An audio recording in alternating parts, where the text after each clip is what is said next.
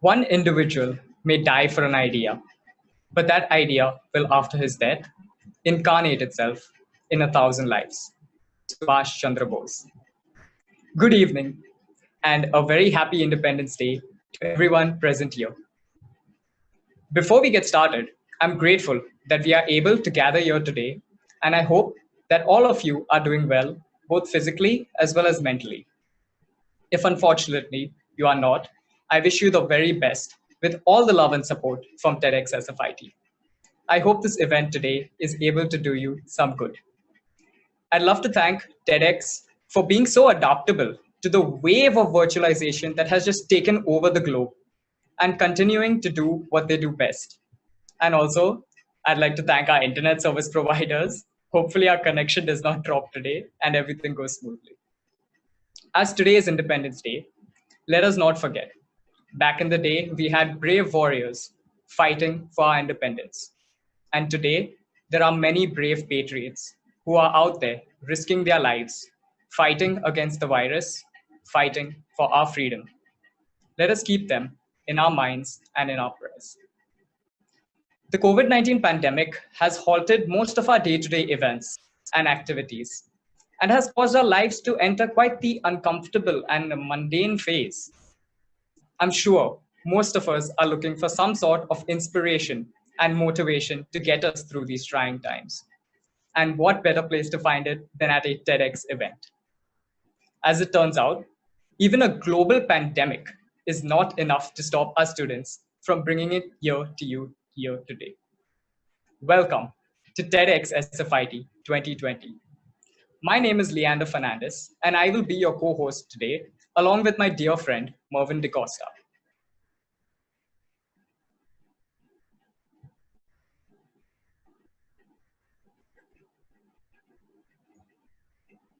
Bro, unmute Mervyn. Thanks, Leander. Yeah, there was kind of a technical glitch over there. We'd like to move forward by thanking our college director, Brother Jose Tiruthi, our deputy director, Brother Vijay Kumar, our principal, Dr. Cincy George, our training and placement coordinator, Mr. Wilson Pinto, all the heads of departments and deans. And I'd like to thank you, our wonderful audience. You are the community that makes all this possible. Also thanking our very own college, St. Francis Institute of Technology, which has been stimulating young minds for 20 years, which have yielded over 2,000 papers and 40 research grants. With their amazing campus, technologically equipped classrooms, and students' exposure to 100 plus companies in placements and internships, people like me, who are part of this institute, are well developed to make a change. Of course, we wouldn't be here without our sponsors. TEDxSFIT 2020 is brought to you by our presenting partner, Yorkit, Learn Abroad. They provide online consultation to accessories online to wish to pursue higher education, and also provide courier services to students to send documents overseas to universities. Our gifting partner is the Soul Store, which is a brand that retails clothing and accessories online. And if you stay till the end, they have some goodies waiting for you. Trust me. Our knowledge partner is Shrek's Learning, which provides premium courses online by the most eminent professionals of that particular field. Our associate partner is Shastrat Ventures, which provides mentoring and funding to startups in the field of e-commerce, food, retail, and many more. Every event has an underlying theme, which unfolds like a blossoming flower. And the theme for this event is gray matter. Gray matter is brain tissue that plays a key role in information processing and influences sensory perception like memory, speech, and decision-making, providing us with the capabilities we require to go forth into the world and seek real knowledge of life amidst all its perils. Gray also represents the border between the known and the unexplored, right and wrong, and black and white. During this event, we'll be hearing from doctors, entrepreneurs, marketers, leaders, and the commonality in their talks is the ability of each one of them to stimulate the gray matter in you, as is the theme for the event. This year's TEDxSFIT has a scintillating lineup of 10 speakers, an amalgamation of various fields known to man. And as not to fry your brain cells, We have divided them over the course of 4 consecutive weekends. An important and exciting addition to this year's event flow is the addition of Q&A sessions, which can help you get up close with our amicable speakers. The event flow today consists of 3 talks. Each talk will be followed by a Q&A session, which will last for around 5 to 10 minutes. After all 3 talks have concluded, we will be having a free-for-all session where all 3 of our speakers will be present and questions will be picked up from the queries put by you.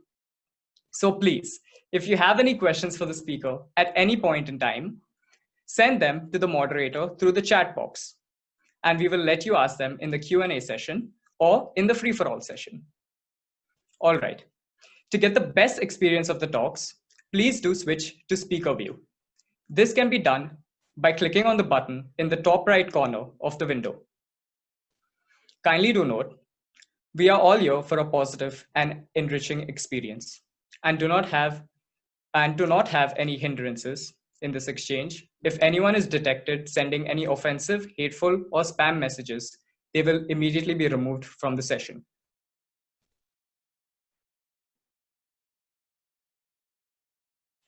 So let's begin with what we are all waiting for. First up, we have someone who has a larger-than-life view on the table, having an extensive and enjoyable stint at the Godrej Group, and the privilege of working on interesting banks like ICICI Bank, Kotak Bank, Rustom Ji, among others. She is currently consulting with the master marketer Unilever. She has been featured in FeedSpot's list of top 100 internet marketing blogs 3 years in a row. She has written for ET Brand Equity, Ad Age India, etc. This inspiring personality is able to get the message across in innovative ways that is bound to stick with you for quite some time. She believes in unconventional modes of marketing as an effective mode of communication and believes there should be two-way communication between the consumer and the brand. So without any delay, allow me to make way for the on-demand marketer and serial ideator, Ms. Jinal Shah.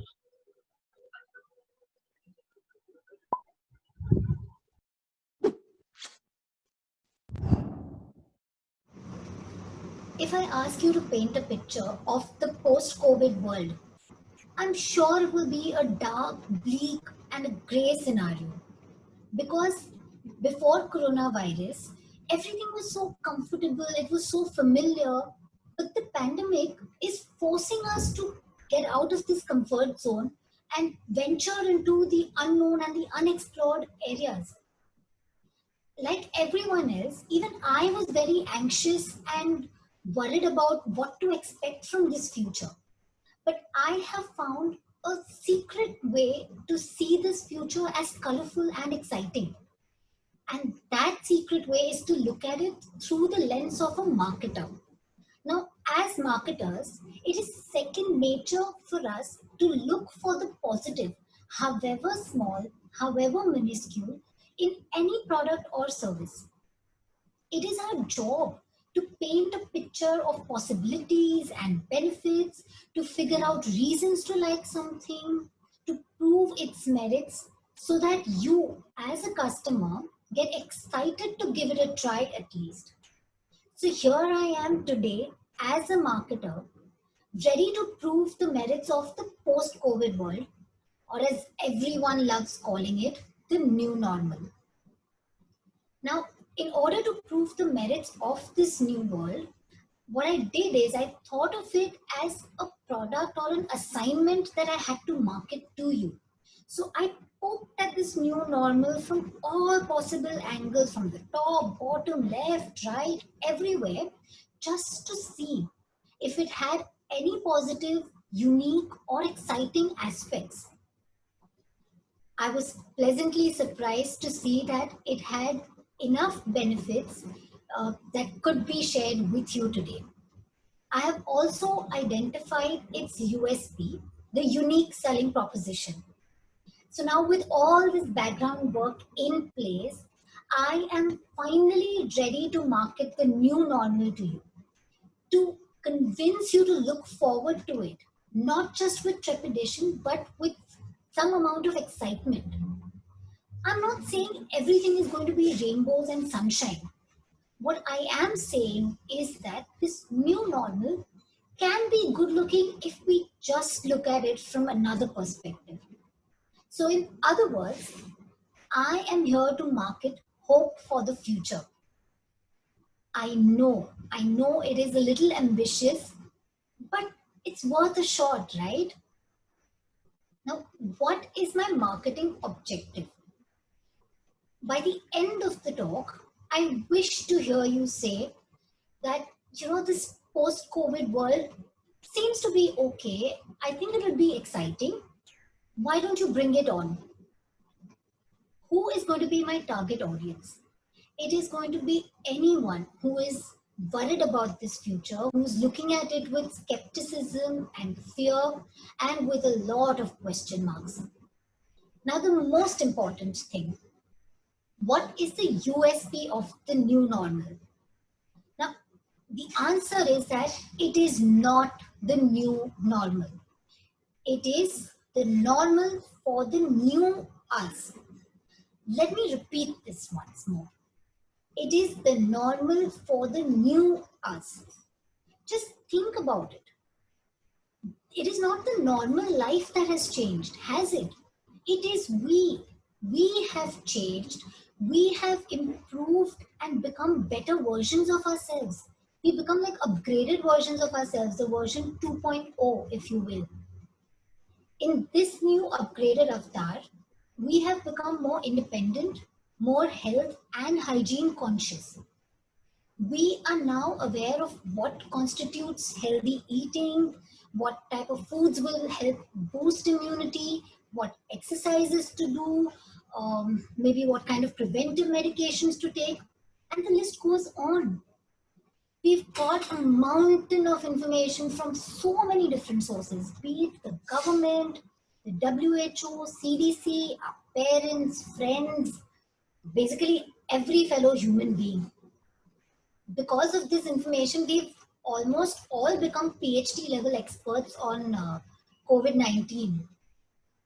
I'm exaggerating, I know, but not by much, In the new upgraded 2.0 version of ourselves, we are also getting used to increased levels of convenience. Think of remote working, zero commuting, ordering a lot of things online. We are even consulting our doctors online.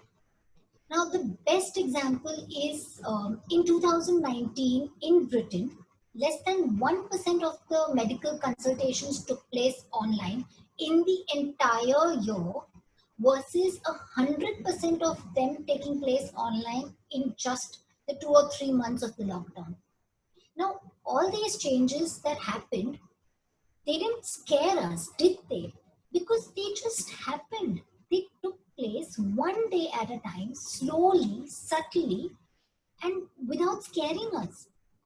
So it will be very normal for the new us to expect health, hygiene, safety, and convenience from every other person and business around us. Be it our neighborhood kirana store, or our office, our shopping malls, or even our friend's place. Research has said that 77% of the consumers said they're going to be cautious about safety, health, and hygiene. 62% have said that they're willing to even switch to a brand which offers better product safety levels. So, for the life after COVID to be normal, all it has to do is adapt itself to the new expectations and wants of the new us. If it actually manages to do that, it is going to be a cleaner, safer, more healthy, and more convenient future.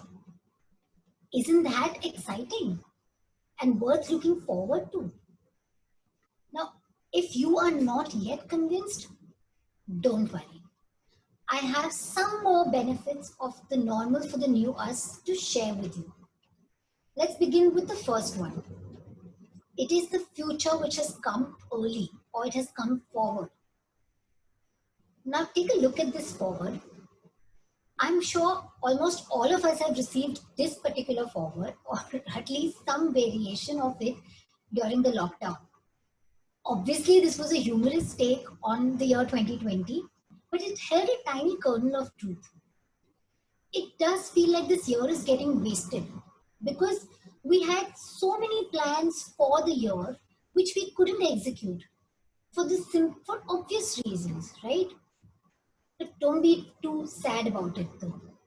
Even if the year 2020 itself is sort of getting wasted, it has managed to bring the future forward by at least 2 years. Microsoft's Satya Nadella, he recently said that 2 years worth of digital transformation have taken place within just 2 months. The best example is Zoom. Its market capitalization surpassed that of the top 7 airlines combined, all during the period of the lockdown. Video conferencing was such an obscure little activity that only some of us did before COVID. And look at the results now. Now, this preponement of the future is not restricted only to the digital arena. Plant-based meats, they saw an increase of 63% in their sales during the lockdown. Facebook has actually put up a requirement for a director of remote work. We would have actually laughed at this concept and found it alien in the pre-COVID times, but it is happening now. Now, all these trends were already underway in the pre-COVID era. The pandemic has simply brought that future into the present by accelerating its pace. So, indirectly, don't you think that the pandemic has saved us 2 years of our lives or helped us achieve things 2 years faster? The next benefit is that it is not going to be a regular normal, it is going to be a smarter normal because we are smarter than before. We have become smarter at managing homes along with our offices, that too without any help and in the least amount of time. We have become smart workers instead of hard workers because we now know how to get work done remotely, quickly, and with the least amount of hassles. We have become smarter travelers. We know whether we need to travel at all or no. And if we need to travel, what's the quickest, fastest, and safest way to do so? We have learned a lot of new technology skills. Our comfort level with technology has gone up. We have become smarter at and quicker at decision making, especially at work. A gentleman had recently said in a McKinsey report that where we used to take 5 decisions in a month earlier, we are now taking 5 decisions in a day. And this is true for all companies, big or small. We have become smarter and quicker at pivoting also to change with the changing circumstances. A US-based retailer was planning to launch curbside delivery pre-COVID. They had thought it will take about 18 months to complete the activity. During the lockdown, they actually finished it in 2 days. A lot of hardware stores, because they were shut down during the lockdown, they started selling hand sanitizer dispensers and thermometers and masks and other essential goods just to keep the revenue coming in. We have also become smarter in terms of our skills. Most of us have been skilled in newer areas during the lockdown. We have upgraded or retrained in certain existing skills. Isn't all of this adding to the smartness quotient of the future? And a smarter future is brighter, right? The third benefit is that we are now future pandemic ready.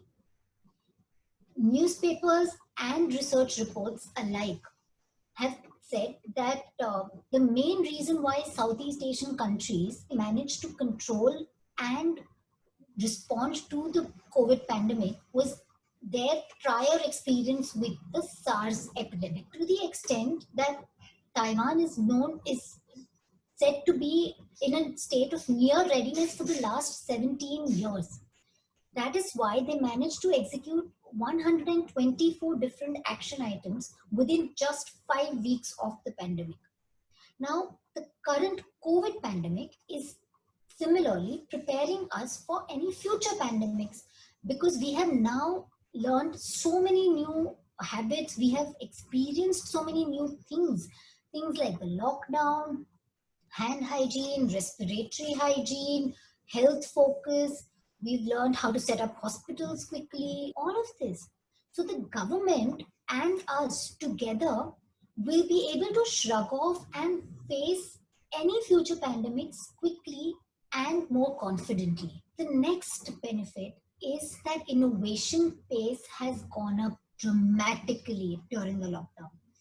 So Mahindra has launched a new design for a ventilator within 48 hours, in spite of it not being the area of expertise or them having any experience in it. Wipro converted its Pune facility into a 450-bed COVID hospital within just 4 weeks. The biggest reason why innovation took place so quickly is because people were very forgiving during these uncertain times. They were willing to try even beta versions so long as you created and delivered them immediately. I think that was the main reason why 152 new players entered the hand sanitizer segment in India in the month of March alone, because people are okay if you do course correction and make changes as you go along. So this is the best time for brands, businesses, and even us as individuals, especially those of us who have lost our jobs, to try out something new, to try concepts that we had always wanted to try. Think of this as the proof of concept phase and just go with it. People will support you in these uncertain times. The other reason why innovation has happened so quickly is because decision making has been given to the frontline people across companies. And that is also a very morale boosting practice. Now, the next benefit is about job openings. We have actually now got an ocean of job openings instead of a pool of job openings.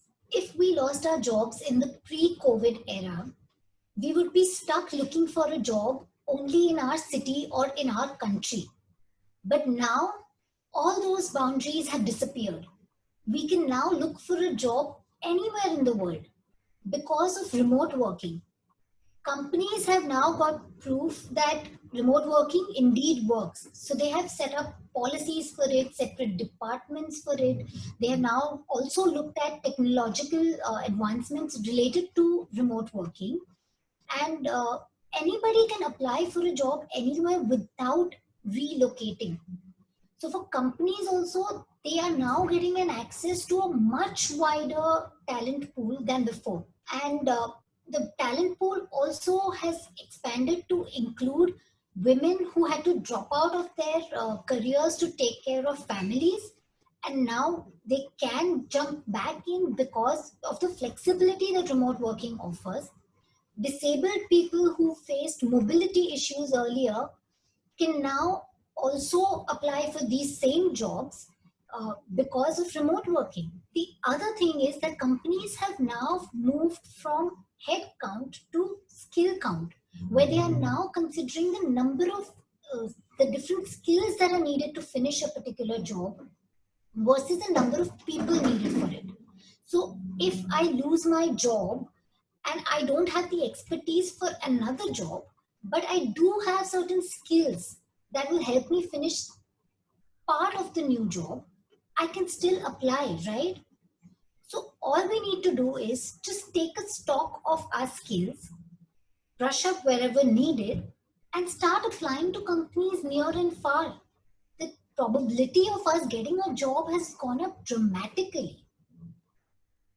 The last benefit that I'd like to share is relationships.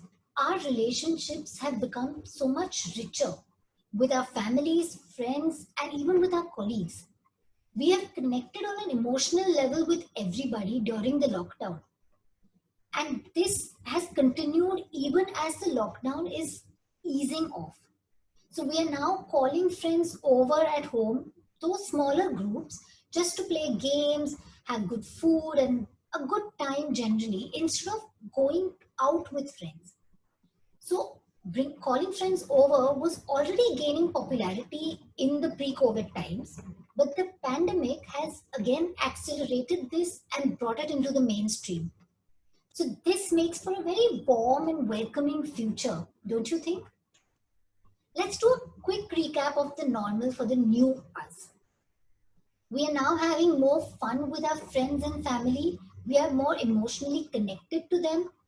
We have a very high probability of working for an international company and earning in foreign currency, all the while working in our pajamas. We have become smarter. We have more freedom to take decisions and to try out new ideas at work.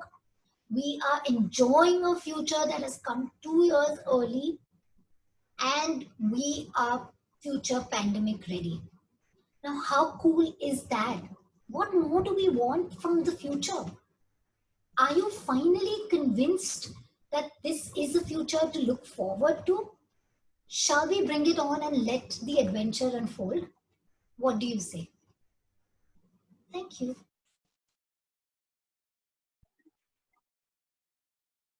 Amazing talk.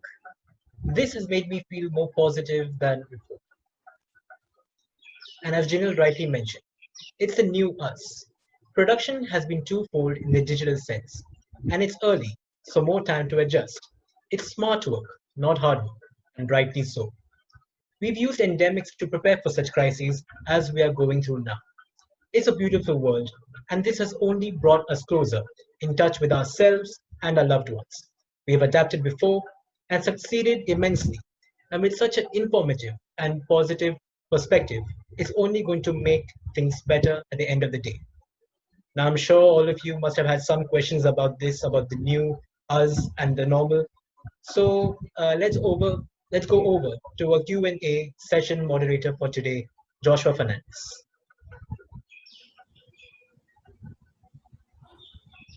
Okay. Hi, everyone. Uh, I'm sure that was something really different and something really new for all of us to hear after, we always hear about the negative things about the pandemic and how everything has affected us. So we have few questions coming up. So one question is from Paloma Sharma. Jinal, are you there? Yeah, I am. Hi. Yeah. Yes. Hi. I'm happy to have you on board. So, Paloma Sharma, can you unmute yourself and can you say the question?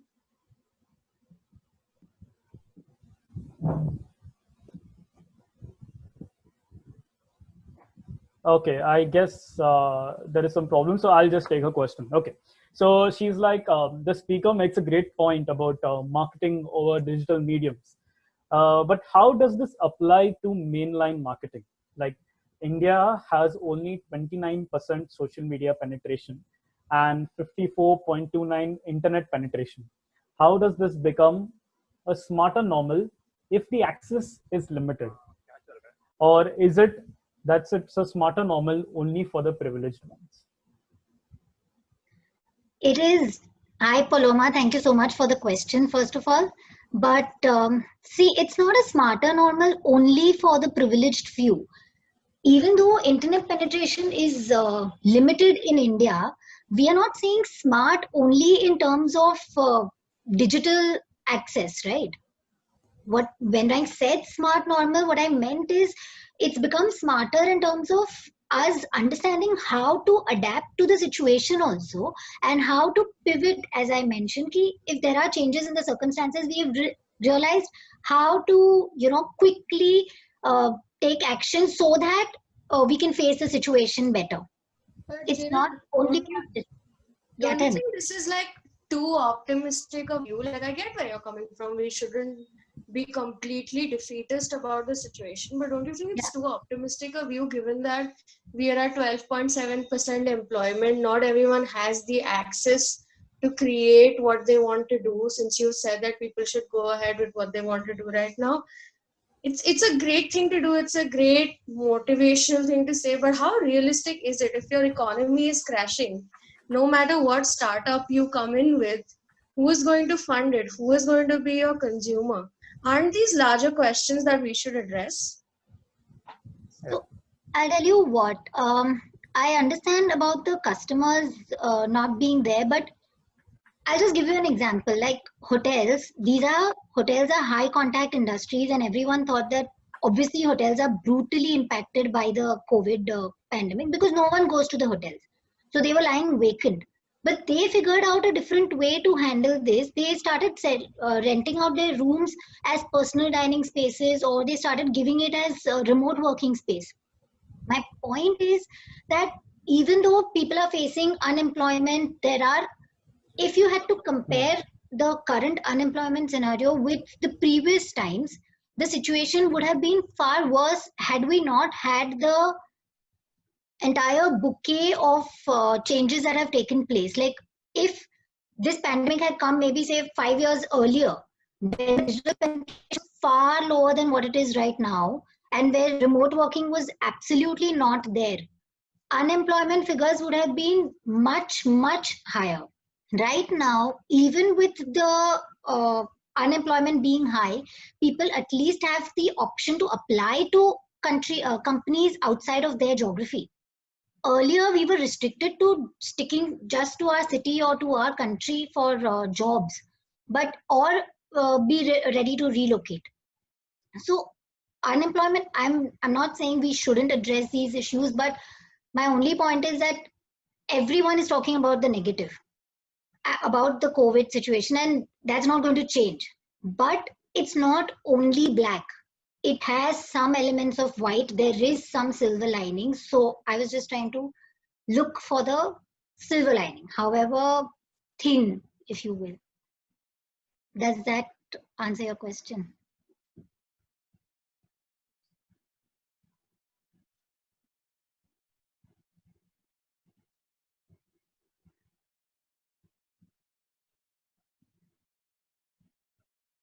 Yeah, Hello? Hi, yeah, sorry, Jinal. I just Yeah, got unmuted. yeah, Um, yeah. it Thank you. kind of Yeah, does, but it kind of doesn't. And I'm speaking purely from personal experience, JL. Yeah.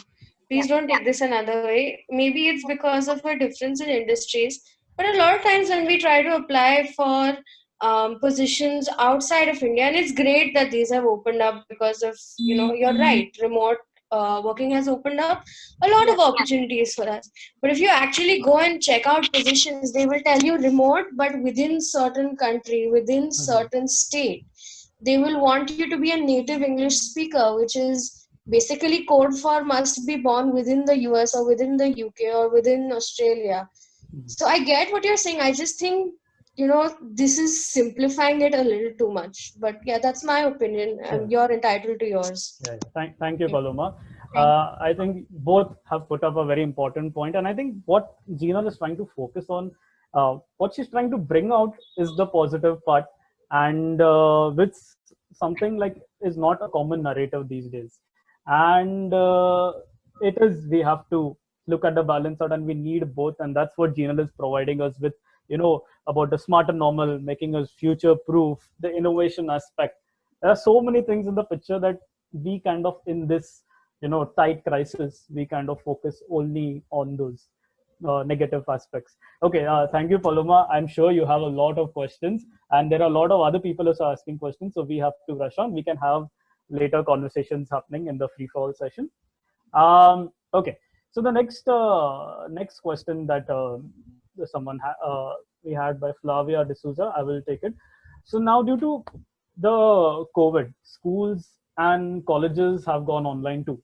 Okay, and do you think as this as a learning process is effective with all the network issues, lack of face-to-face communication, that human basic touch, and like okay, college students are there, but we also have kids from first, second, third standard in school which are using these platforms. And since you're a marketer, you're someone who how do you sell an idea? Do you think it's effective, and like what is your advice for students to cope up with it?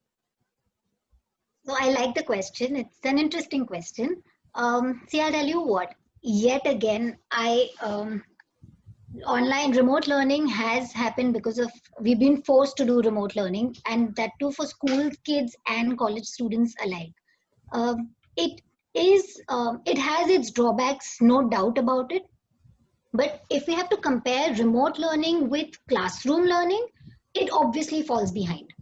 But if we compare it to the other alternatives, which is not having any education at all during the lockdown, or having education, having to study in a modified or unnatural classroom environment, then remote learning is far better.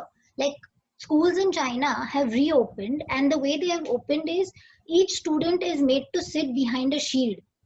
Now that is a very unnatural way to to study. And even other schools, what they have done is they have split the students. So some students come in on day one and some students come in on day two to learn the things. Now that increases the workload for teachers also, because they are teaching the same thing twice on 2 consecutive days. And students, for them, they are having a slightly different experience than what they were used to.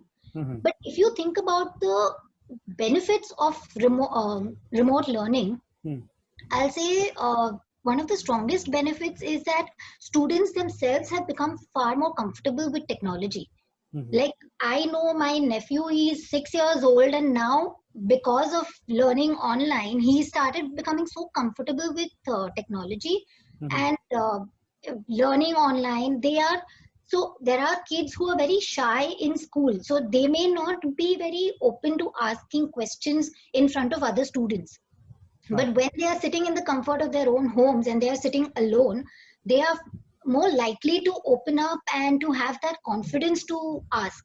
So, in spite of it having its drawbacks, it does have these few positive things. And for college students, one positive that I'd like to say is, going forward, work situation is going to be largely remote. So they are getting that experience of video conferencing, how to collaborate with each other online. They're learning online discipline, like, when to unmute and when to speak, small things, but they are developing these skills while still in college. So when they actually enter the workforce, where there is going to be large amount of digitization and remote working, they're going to be more comfortable. As you said, this has pushed us into the paradigm of, for us to shift. Like that thing, necessity is the mother of invention, and that's exactly what has happened here. One last question I will like to think now. We have a lot of questions here, but time permits, we'll have that in later. So as a marketer, okay, like, we spoke about all the positives. What are the challenges that you faced in this pandemic? What was the issues that you faced? Like, as a marketer, you have to get your marketing going, you have to get your products out, you have to do all of that. So what is the major issue? I'll tell you what, the biggest challenge that I faced as a marketer was in the reduction in the number of channels. So media options went down drastically. So you have all these games which got cancelled. So earlier you had IPL. So every year people would advertise on IPL. And that was a big thing. You could reach so many people in one go. But now that is not there anymore. It's gone virtual, but obviously the reach has reduced. You have outdoor, we used to take billboards and hoardings, but nobody is stepping out of the house too much. So there's no point in taking those spaces. So we are more or less forced to rely on, say, the digital medium only for communication, or largely the digital medium. And so the interaction options with the customers have also been, reduced. And that, choosing the channels, choosing the medium, we have a lot of our existing assets going waste, because we've created ads, we've created billboards in the past, and suddenly the lockdown happened. So nobody was there to see it. Everything was made, we spent money, and it's just wasting. So we are now trying to figure out if there are ways to repurpose those existing assets, things which we've already created. And all of that is a bit challenging. Yes. Thank you, Jinal. I know if we had like 1 hour more, so we'd have a lot of more questions to tell you. We'll cover them later on in this session. Right. Thank you so much for being part, and it was really a pleasure. I would like to move the stage to Leander to carry on. Thank you. All right. So thank you, Joshua. As you know, today is Independence Day. So we absolutely had to get a true patriot on to speak today. Next up, we've got a next-gen tech aficionado whose patriotism trumps profit seeking on any given day. Standing as a 26-year-old entrepreneur in the field of aerospace and defense, he is the youngest lifetime member of the prestigious Rotary Wing Society of India. His ability to implement artificial intelligence and other technology to improve on the defense systems of the nation is nothing short of remarkable for a man of his age. His organization has been running for 5 years and is here to stay for many more years to come. Today, he is going to take us on a journey on what it is like to be a budding pioneer in such a field and how it looks for India venturing ahead given wartime concerns. Let me welcome a true patriot and technological innovator, Mr. Aman Johri.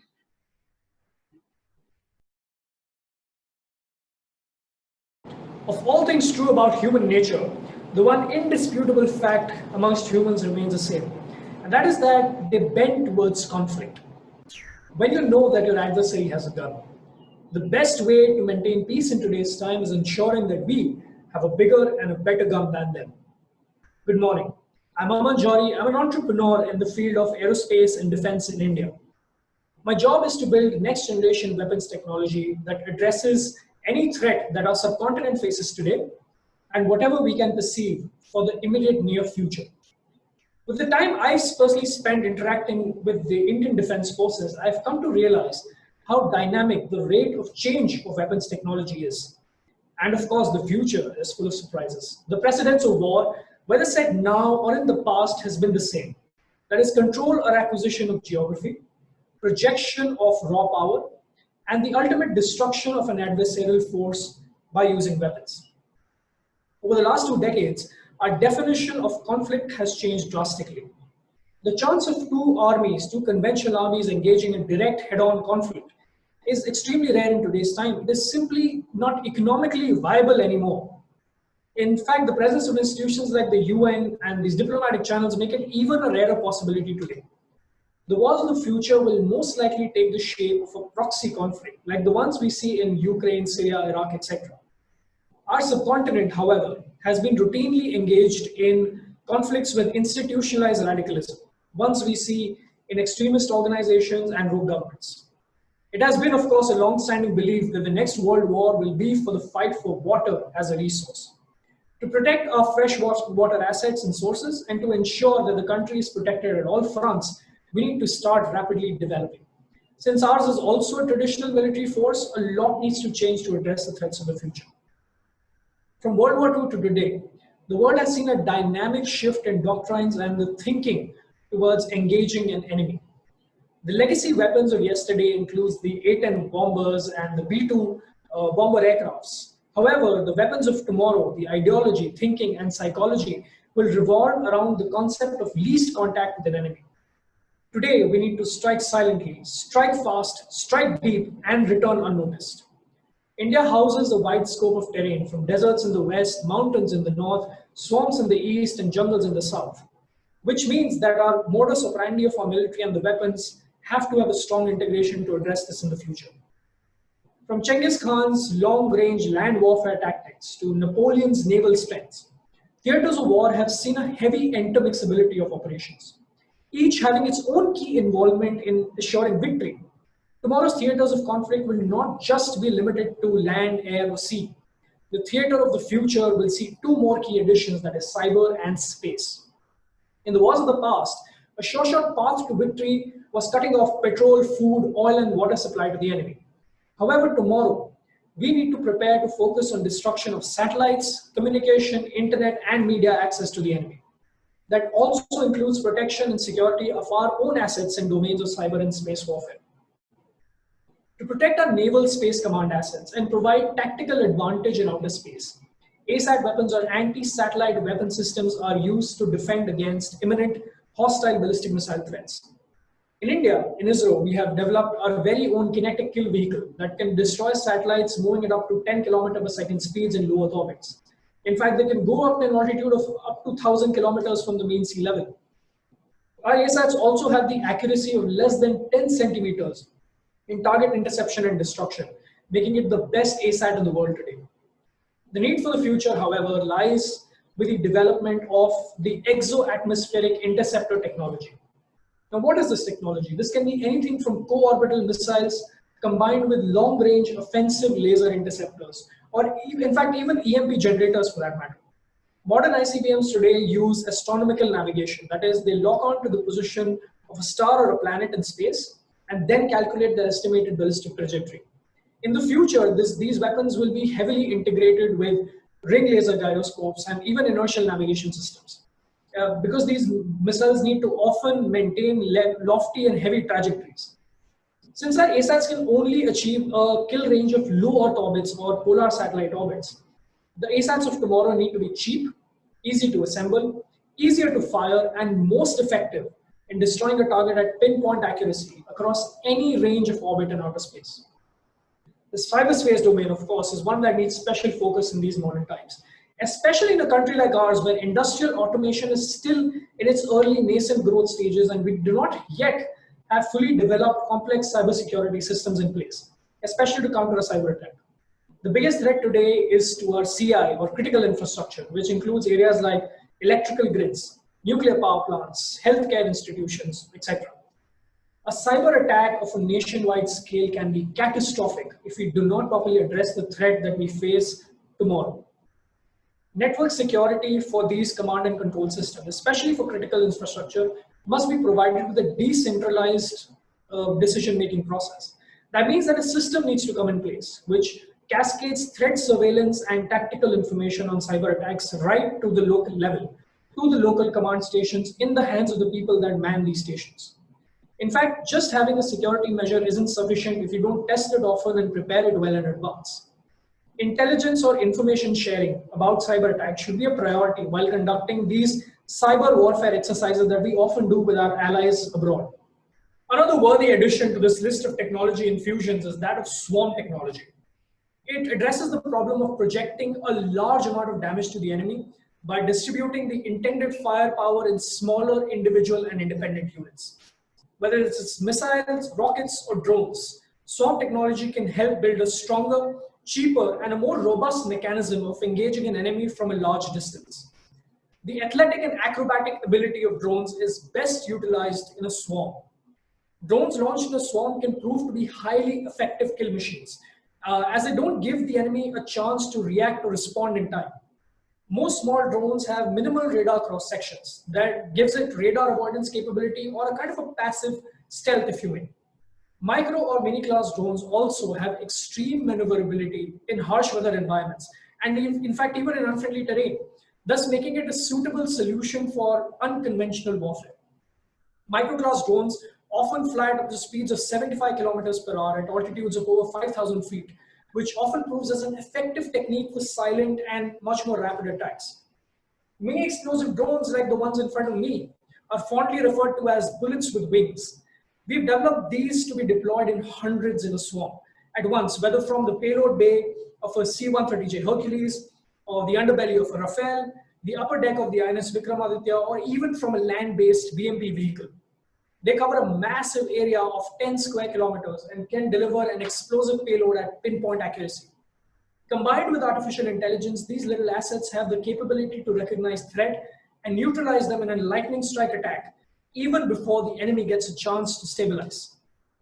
Since offensive attack drones are often programmed today to fly in GPS-denied environments, autonomously, that most anti-drone warfare tactics in their current or present form will fail in the future. The concept of breaking down a drone's communication with its ground station has suddenly become obsolete, null, and void, basically. If autonomous capability is combined with swarms, it makes for a formidable asset at the disposal of any military worldwide. The future of swarms will have to let go of the master-slave model, however, that exists today. Each unit in a swarm must have autonomous capability. That is, it decides its own ballistics, figures its own trajectory, and avoidance and detection is built into the system itself. The idea that even 100 units in a swarm and all 99 are killed, the one remaining unit will neutralize the enemy and carry out the mission without the need of a central and command control system in process. Land-based warfare will see the maximum technological dependency, as it is most likely to have the highest level of human intelligence involved in operations. The men and women serving at the front line will soon be replaced by humanoid robots. These humanoid bots will likely have 10 times the strength, agility, and raw brute force as compared to the average trained human soldier today. Humanoid bots are going to be integrated with advanced computer vision as well. They will have far greater control over shooting assault rifles and submachine guns. Accuracy and precision, both of spray fire and sniper fire, can be improved several times over by these humanoid bots. This will potentially help prevent loss of crucial life and improve the performance of an entire artillery unit for formation in the front. When integrated with drone swarms and battle radars, the whole frontline operation of tomorrow can be manned, controlled, and protected by a fleet of autonomous robots.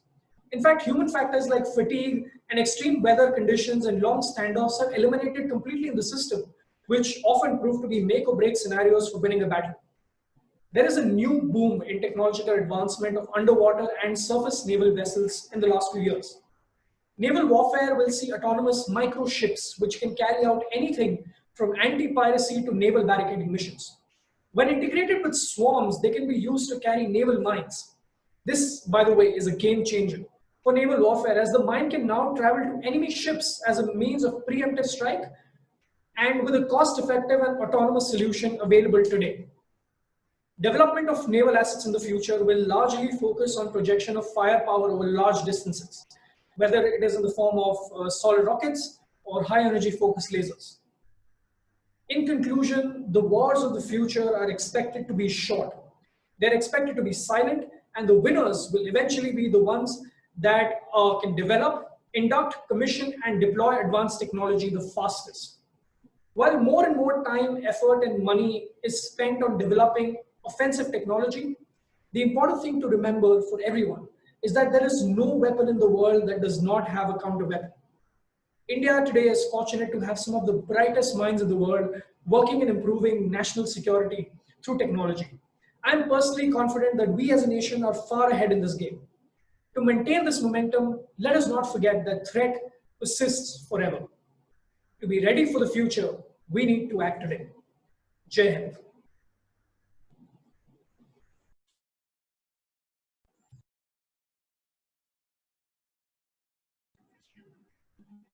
Thank you, Aman, for that very insightful look into how warfare has been developing over the years. Of course, as you said, the wars of the future are not going to be fought directly, but rather indirectly through cyber and space warfare. Of course, this has only been amplified by the crisis that we are currently facing, right? I can only imagine how devastated our country would be if there was a successful attack on our healthcare system. But your talk has certainly improved my faith in the country that we are at the forefront in development of cyber and space warfare. I'm sure most of you guys gathered here can hardly wait to have your questions be answered. So without further ado, let me hand over the virtual stage to Joshua and Mr. Aman Johri. Hi, Aman. I hope you're doing fine mentally and physically. I'm really happy that you're here today. You're there? Yeah, Joshua, I'm here. I can hear you. Yes. Okay, fine. So I have this one interesting question which has come up from my own self. So there was this, if you have watched the Marvel movies, okay, and there was this scene in Age of Ultron where Vision says this statement. He talks about how there's a causality between technology grows and conflict. He just says this line, I'm just saying there's a causality, a very strength invites challenge and challenge incites conflict, and conflict breeds catastrophe.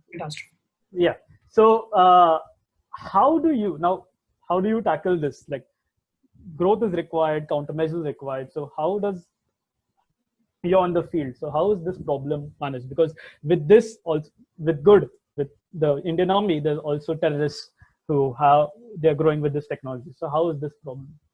What are the measures? So again, that's a very interesting question, and I mean, I'm not going to reveal any confidential information here, but at least what I can tell you is that wars or conflicts are first fought in the mind and then on the field, right? The idea for any force is to, while engaging an enemy, is to ensure it's enshrined in the doctrines of war that first defeat the psychology of man, defeat the will of a man to fight and then probably proceed on feet, right?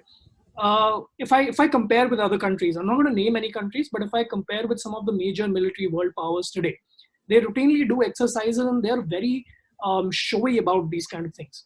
You would find extensive YouTube videos and everything on the public platform and foray about development of the new technology. Now let's look at India. Let's look at India for the last 12 years or 14 years, if I may.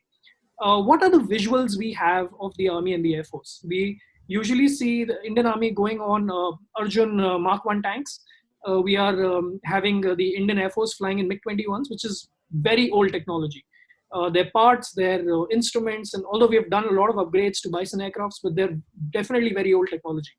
And we see Indian Navy with old Russian ships and stuff like that. And that is the general perception of the Indian military and the front foray, is because we don't like showing our real capability to the enemy. We like keeping a lot of things under close covers and close contact. And with the Army, we have something called the ADGPI, which is the Director General of Public Information, who is the office is responsible for releasing this information online. So everything is held so close and tight together that this is a psychological way of engaging the enemy. If there is a belligerent in the future or today who thinks about attacking India or attacking our assets and strengths, they have to think twice because they don't really know what's going on in the background. And that is the beauty of, we call it the Ministry of Defense or the leadership in Delhi, political gurus, or even the military. With the formation of the new Chief of Defense Staff position in the Indian Army, there is suddenly a whole change in the way this works. And I say this often that a lot of people doubt us, our own countrymen and women. We say that we are not prepared, we don't have technology, and so on and so forth. And all I say is trust in your military. It's your military. It knows what it's doing, right? Yeah. That thing about trust, that's exactly. And what you said was psychological warfare. If you think about the Cold War also, we had so many nukes developed and all, but nothing was fired. It was that psychological thing which was happening between the two sides, and thankfully nothing happened. So as you said about trust, this one question has come up by Chaitanya ki how, I don't know how but how prepared is India for a two-sided war? So like if a conflict arises, like how prepared are we? Okay, so firstly, I'm not going to start speculating on a two-sided means. I would just assume that two sides can be north and south, east and west, or either way. Most people, when they think about war and they say that India needs to be prepared for like a multi-front war, multi-terrain war, they're usually thinking of how developed we are in terms of manpower, highly trained, highly skilled, highly educated, a kind of military. Our strategies are in place and stuff like that. And that is not the way you gauge a war. You gauge a war by the effect it has after it's over.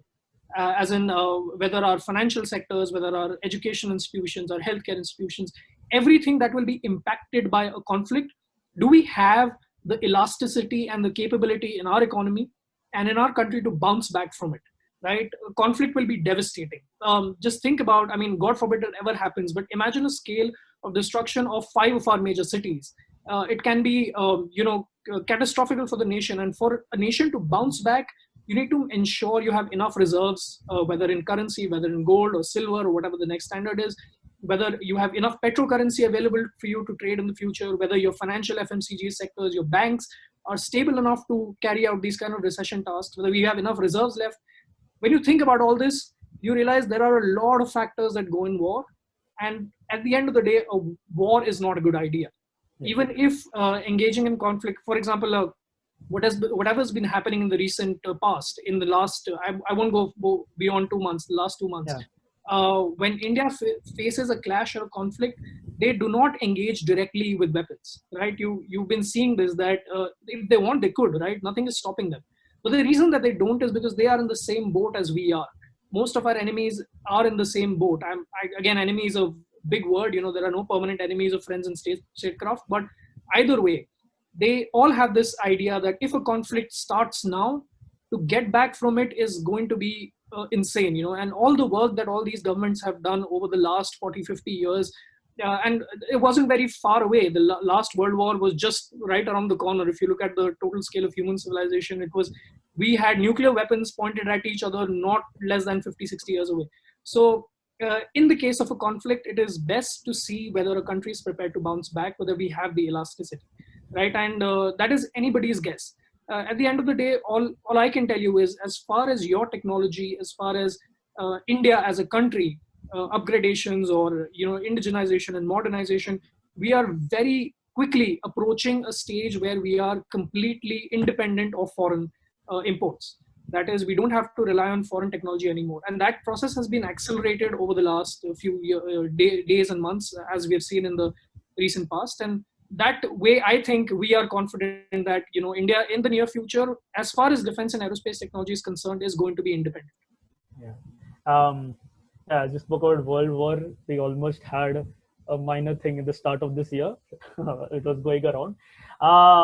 So since it's an engineering college and this question has to come up, and you spoke about the humanoid robots, and automatically Terminator came in my mind. So how close are we come to actually see one being deployed, or are we already have something that way? Like, what is the level that we have reached? Like, how soon can we see the replace happening in the much larger scale?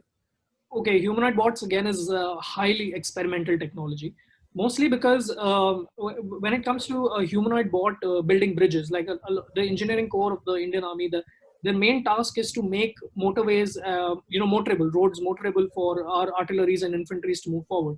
In those cases, you have humanoid robots which are actively coming into play. You already have bomb disposal robots that do most of the job of the Indian bomb disposal squad. Human intelligence is a key aspect of any military operation. When you remove humans out of the loop, it's called a human out of the loop system, suddenly there is a change, a shift in paradigm when it comes to engaging or eliminating a threat. Right? I give you an example. When we do, there's a cordon and search operations and CICT operations in Kashmir and areas like these. Now, with a human soldier knows when to fire and not. Right? If a child is holding a rifle, a human soldier knows whether to interact or engage and what are the correct SOPs to be followed to neutralize that threat at that point. In that case, the threat is not the child, the threat is the situation. The situation that the child will panic and fire the gun, right? In that case, our soldiers are trained to that level to handle it in a particular fashion and way. That to be completely integrated with a humanoid robot is, I would say, at least 5 years away. In that case, we think of artificial intelligence as it's going to take over the world, and it's going to suddenly you'll have, like you said, Terminator, and you'll have Ultron and things like that, and all that is very far away. Right now, artificial intelligence focuses on making human lives easier. That is, if I'm a soldier on duty, an AI can tell me whether the person in front of me is a threat or not based on recognition patterns and cluster formation and algorithms like that. So that is what is on field today. A lot of the experimental humanoid technology is in lifting. That is, soldiers often carry up to 35 to 45 kgs of a loadout as they move into field. So humanoid robots can effectively help that. I would take you back to when India was princely states, way before the Britishers, when we were engaged in war, and the Indian Army concept comes from that.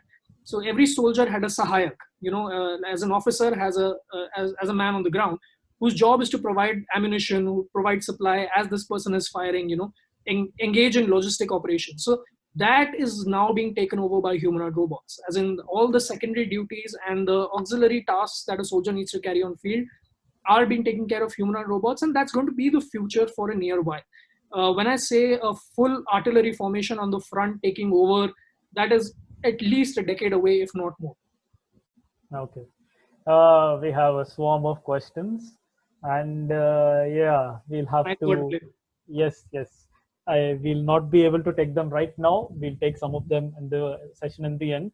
It was amazing talking to you. It was something really different, and something, that the perspective that you put about the psychology and about the humanoid bots and everything. There are a lot of things to talk.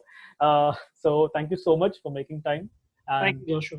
Yes, and we'll see you later on the session. Thank you. Thank you. Moving the stage to Morgan. Okay, wow. Two amazing talks about different fields than we are normally used to.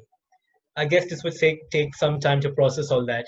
So in the meantime, we've got a small performance for you by our college band. Hope you all love it as much as we do.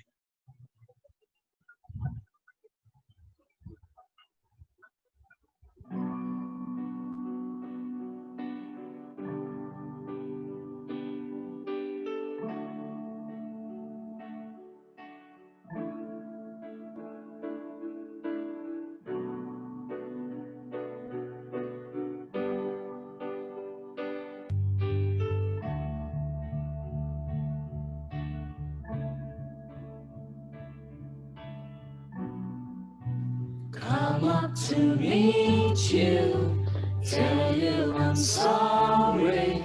You don't know how lovely you are. I had to find you, tell you I need you, tell you I set you apart. Tell me your secrets and ask me your questions. Oh, let's go back to the start. Running in circles, coming up tails, hands on a science apart. Nobody said it was easy. It's such a shame for us to part. Nobody said it was easy. No one ever said it would be this hard. Oh, take me back to the start.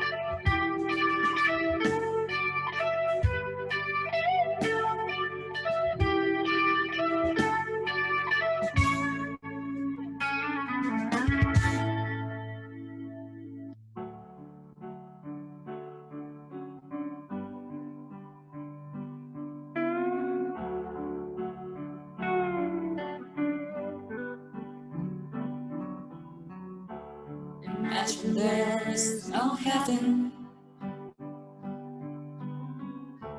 It's easy if you try. No hell below us, above us only sky. Imagine all the people living for today. Imagine there's no countries. It isn't hard to do. Nothing to kill or die for. No religions do. Imagine all the people living life in peace. You may say that I'm a dreamer, but I'm not the only one. I hope someday you'll join us, and the world will be as one. Hey Jude, don't make it back Take a sad song and make it better. Remember to let her into your heart. Then you can start to make it better. Hey Jude, don't be afraid. You were made to go out and get her. The minute you let her under your skin, then you begin to make it better. And anytime you feel the pain, ain't you refrain? Don't carry the world upon your shoulder. For well you know that it's a fool who plays it cool by making his world a little colder. Na na na na na na na na na. Na na na na na na na na.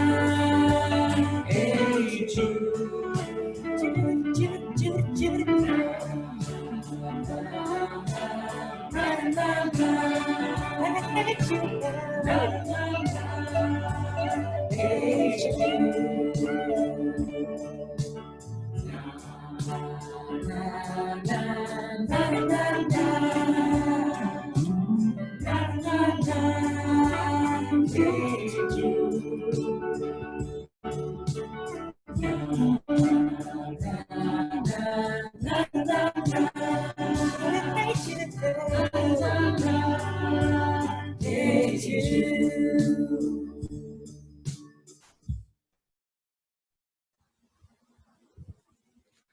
Wow. I mean, that was amazing. Uh, that's the same thing. Like even such a crisis has not stopped people coming together, has not stopped us having this conversation, has not stopped this lovely talented folks over here to put up a performance. And that's the very essence of us as humans, that skill to adapt, that skill to grow, and that skill to make better in whatever situation we have. I would like to give credit to those wonderful bands with these songs, which was Scientist by Coldplay, Ode to a Sunny Day by Blackstrat Blues, my favorite, Imagine by John Lennon, and Hey Jude by Beatles. Um, this was amazing, and I am really happy to have all of you here, guys, today. So to just have a minor interaction with you, very happy to. So we want to have one group picture with all of you. So I request all of you out there, if you all can just turn on your camera and make this X symbol. You can just make this X symbol signifying TEDx. Come on, if you all make this one symbol, let's signify us coming together, coming over this crisis, coming together and trying to make it. So let's make this, give a bright smile, guys. Come on, we're seeing each other for so long. Yes, X for TEDx SFIT. Come on, I can see more guys coming out. Come on. Yes, that's the support, guys. That's the support. Yes, that's what I'm very proud of all of us. Even though in this time we have come and having this discussion, we have seeing each other feels very better. We are very human. All this time we are compartmentalized into those one room, and we're at home, and it feels really great to have you all together, part of this. And I hope you all had a good. There was a lot of stuff to take in from the previous two talks, and they were this thing. So you all can stop making the X now. Thank you so much, guys. So now, lastly, we'll move on to last speaker, and I'll give the stage to Mervyn. Thank you, Joshua. And last but not least, this eccentric personality is a clinical psychologist whose groundbreaking work with juveniles and other people have inspired many. She is the founder of Another Light Counseling, which specializes with trauma, addiction, gender, and sexuality. She has also been a trainer at queer affirmative counseling practices. Amongst her many endeavors, her fundraiser in Kamatipura for numerous sex workers show that she isn't afraid to face the itty-gritty details with reality. She believes in giving second chances. And today, she'll be talking about reformative justice and how we should think out of the box when it comes to certain people. And now, the inspiring Miss Aanchal Narang.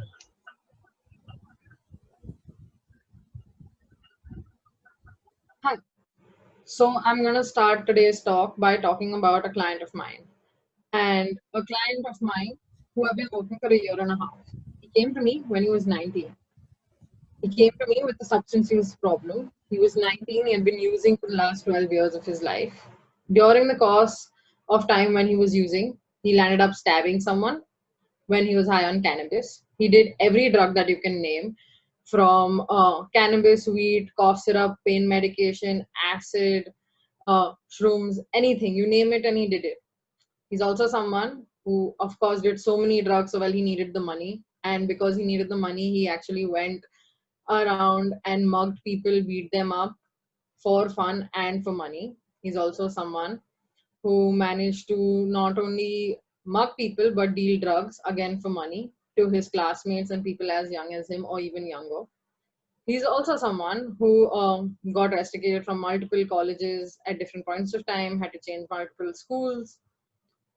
He's someone also who took part in ragging and bullying of other people, very often got into a tiff. Now I'm going to let this sink in for a second, and I'm going to wonder what you're going to think about this boy. You're probably happy that he's not in your college, or this is someone you don't know at all, right?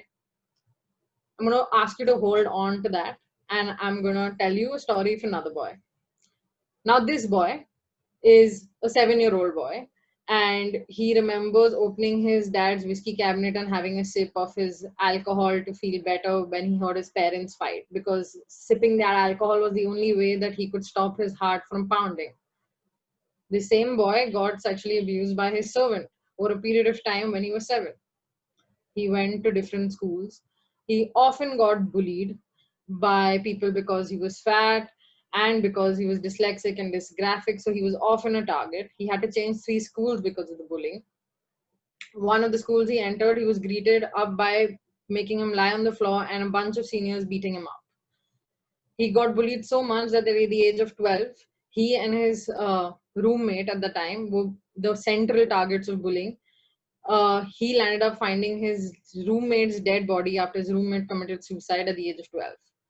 This is the same boy who had to save his mom from trying to commit suicide at the age of 13 because, well, she found out that her husband was having extramarital affairs. Again, this same boy is someone who's tried to kill himself multiple times.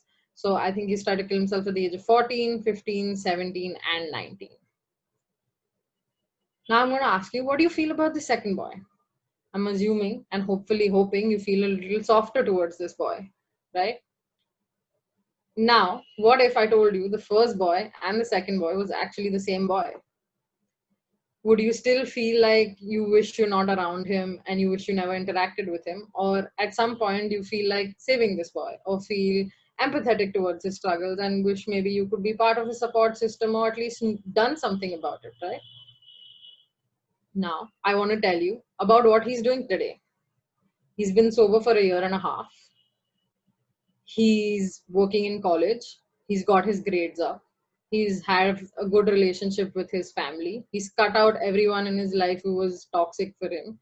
He's maintaining new friendships. He's also somehow managed to get like the highest paying internship in his college. He's completing his work.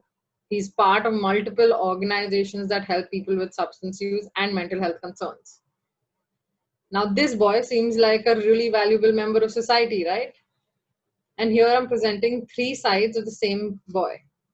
What are you going to talk about this boy? Or think about this boy?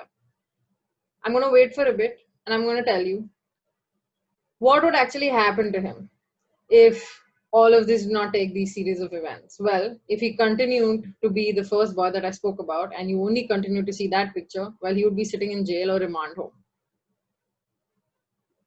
Jail mostly because he was 17 above. What would jail do?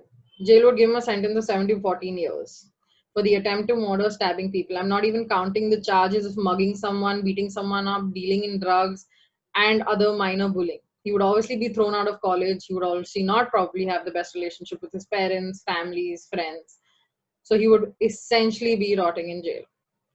I have nothing against jail, but let's assume that going to jail actually helps people for a bit. So what do you do when you go to jail? When you're given a sentence, you're spending years in four walls interacting with the same people, right? Most days of yours are spent in emptiness. Because when you go to jail, you actually don't do much about what crime did you do. You're sentenced, you're served, you're punished, and you need to do something about that. I'm gonna take a pause here to understand what jail systems do in general to people when they're punished. Well, you get arrested, there's a trial, you get thrown behind bars. In the jail, you have certain duties to do, which you do. Now, what is someone, so that's what we do in jail. Now I'm gonna use this and I'm gonna ask you, what do you want with someone who's actually hurt you, someone who's broken your heart, someone who's done something wrong to you? What do you want someone who's done these wrong things to you to actually repent for you? Now, when I ask this, most research says that when someone hurts you, you probably want to hurt them back.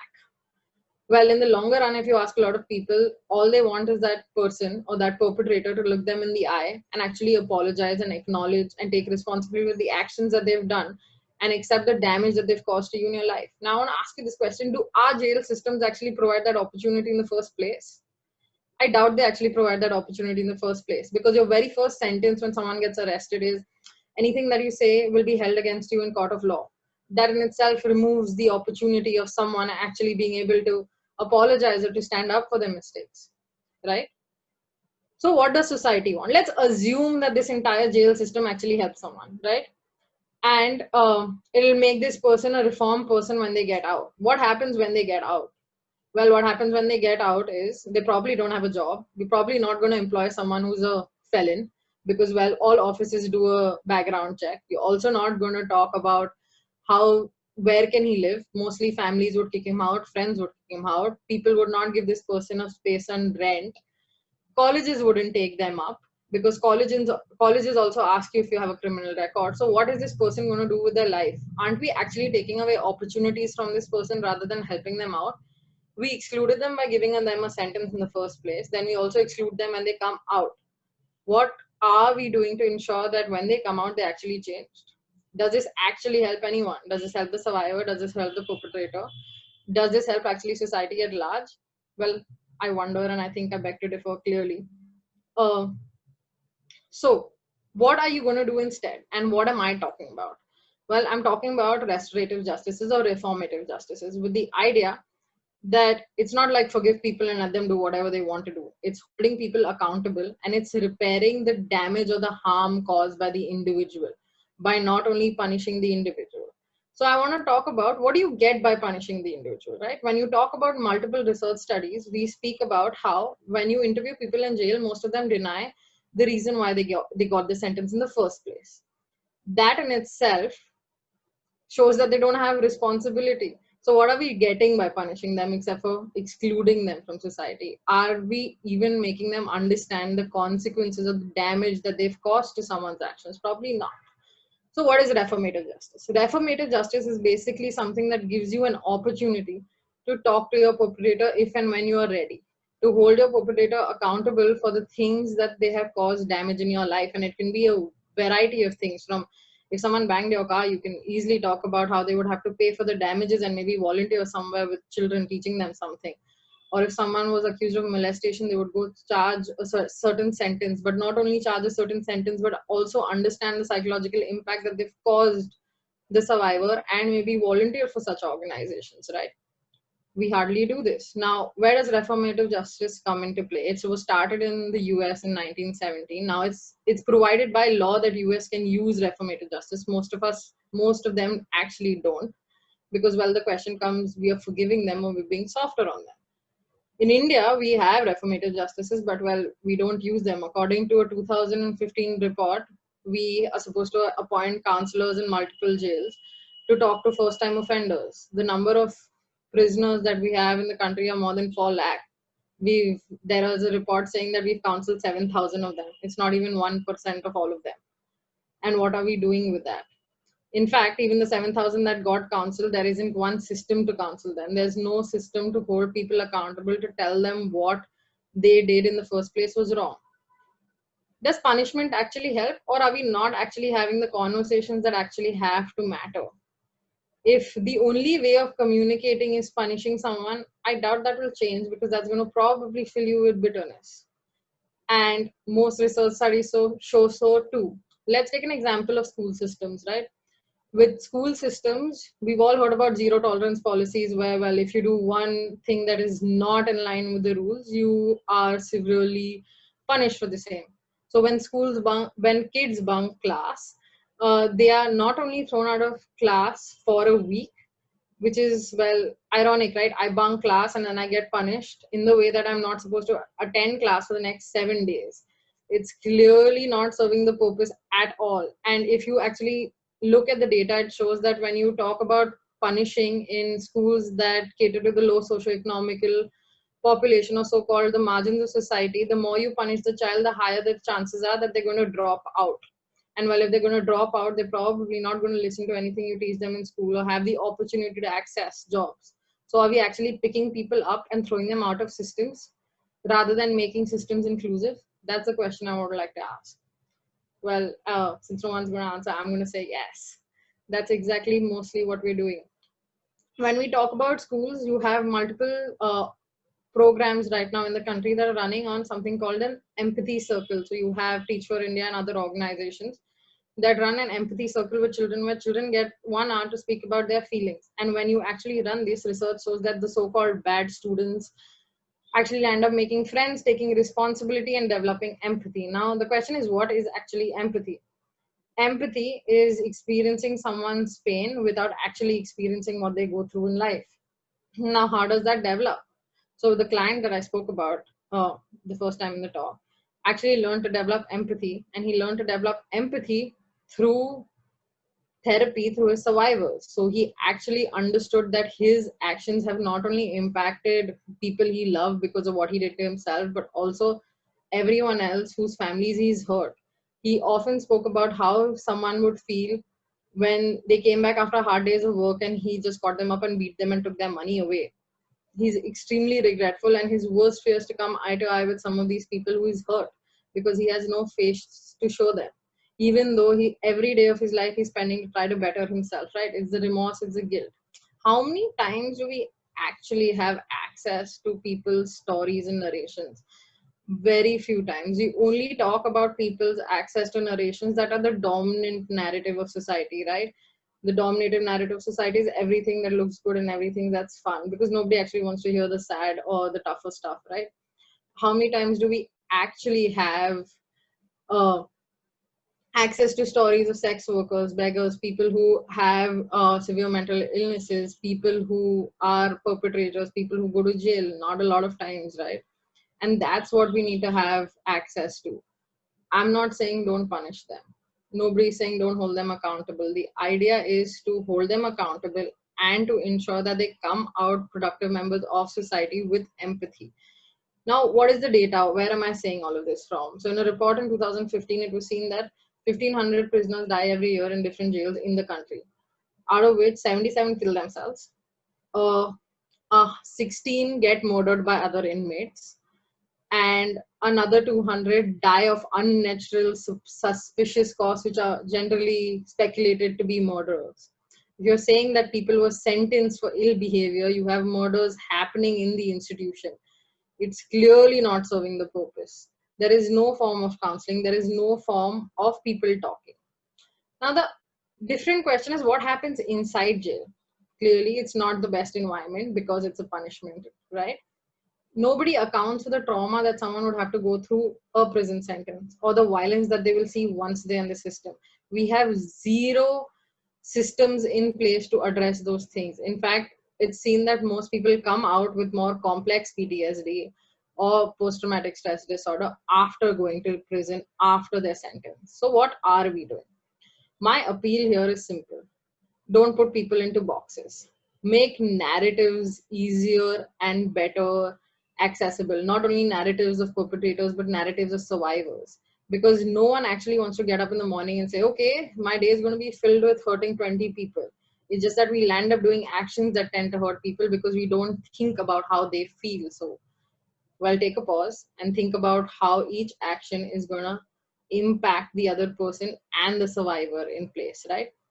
Well, reformative justices help people understand that. It's seen that when someone is introduced to reformative justices, around 8% people actually improve as compared to the normal punitive system, which means that most people actually around 75% go back in the reincarcerations, so that they're double time offenders. Speak to people, make them understand where they go wrong, because that's actually where your key lies. So I want to end today's talk by asking you a simple question. What can we do to make these narratives available? And answering the question as to why I do what I do. Why do I choose to work with people no one chooses to work with? Well, I choose to work with people that no one works with because they actually have no one or not multiple organizations or people supporting them. And that in itself is a lonely process and a case of marginalization. And to some extent, I relate to people like this because, well, I come from that background. So I want to do my bit to be able to make a difference, and a difference that is larger than myself. And I hope by hearing this, you would want to at least develop empathy for people and not write them off or fit them into boxes and make them come across as bad without actually understanding the backstory of someone. Thanks for listening. Now that's some powerful stuff, Aanchal. I'm immensely grateful for your perspective on people. The POCSO Act wouldn't be doing right by the people if not for individuals like you, who know and seek the truth within the nooks and crannies of the law. Justice should be served, but not without due thought on the perpetrator and the victim. The pain is not one way, and a medium like restorative and reformative justice allows for room to be heard. A chance is all we need to prove ourselves. And I'm glad that you've given us the chance to talk about the different situations like drug abuse, robbery, molestation, etc. Topics about which we don't usually talk that much. And now I'll hand it over to Joshua.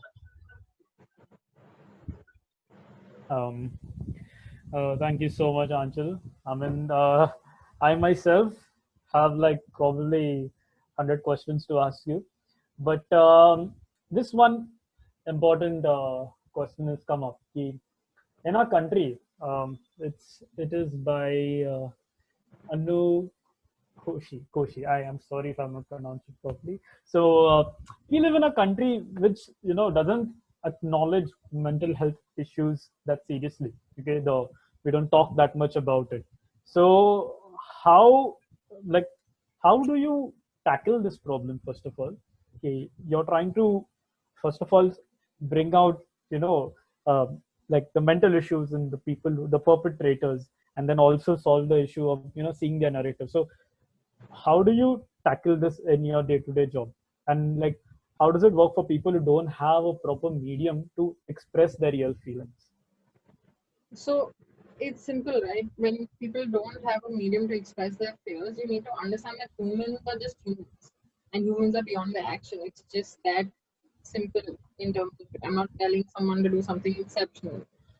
And if you start seeing humans as humans, you'll realize they have emotions. And when you have emotions, you at some point of time you will have some mental health concern. It's impossible that you won't, right? In that simple way, I would like to address that. In fact, I am cutting a subsection of a population that no one looks at. And you're very right that India generally has a lot of mental health concerns that aren't addressed at all.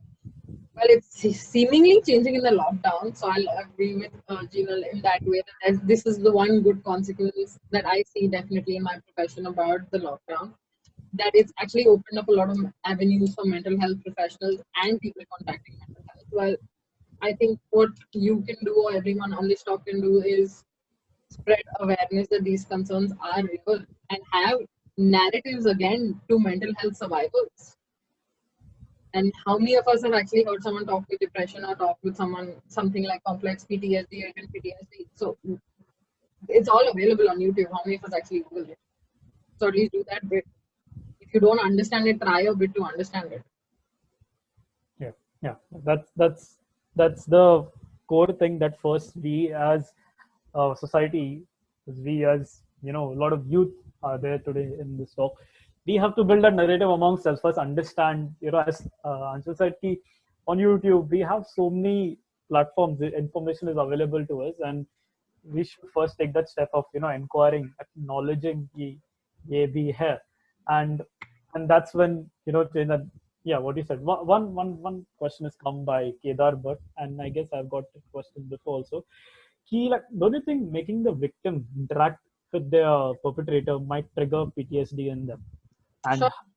how do you manage that? Yeah, how do you handle that? At no point of time will a survivor supposed to interact with their perpetrator without their wanting. Okay. And there can be ways in which this could be institutionalized. Would it, even if they might not want to interact, but is the survivor given, is the perpetrator given a chance to apologize to the survivor? The survivor always has the option to say no, right? Because they were the one hurt.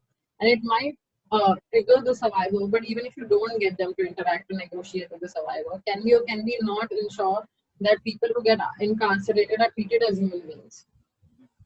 That's the least we can do, right? Yeah. Their mental health concerns, and once they serve their time, so the sentence is done with, can they not be given a second chance to get inside society? Or are we too scared and moral panic that, oh my god, you're giving a perpetrator or a prisoner a chance, they're definitely going to hurt us? Because we all function on moral fear and moral panic, right? Yeah. So there's this. There are many questions, but yeah, one last question I would be specific to you, and then we'll move to the free fall session. So it's by Pamela Sharma. The question you shared about the client is like great, okay, but his crimes were relatively of no intensity, so that's what we felt. What about more gruesome crimes? Like, are all criminals gray characters, or there are some people that are truly bad? And like, if they are, how do we decide that? Like, what is the limit, or is there a limit? Because let me just give you an example from my side. If we encounter a terrorist who has brutally killed a large population, what is the bar, or what how do you tackle this thought process or this situation? So it's simple, right? At no point did I say that people shouldn't be held responsible for their crimes. The crimes should, people who are criminals are all grey, or they're not bad human beings, or any of those things. Even if you say someone's a bad human being, what is the definition of a bad human being?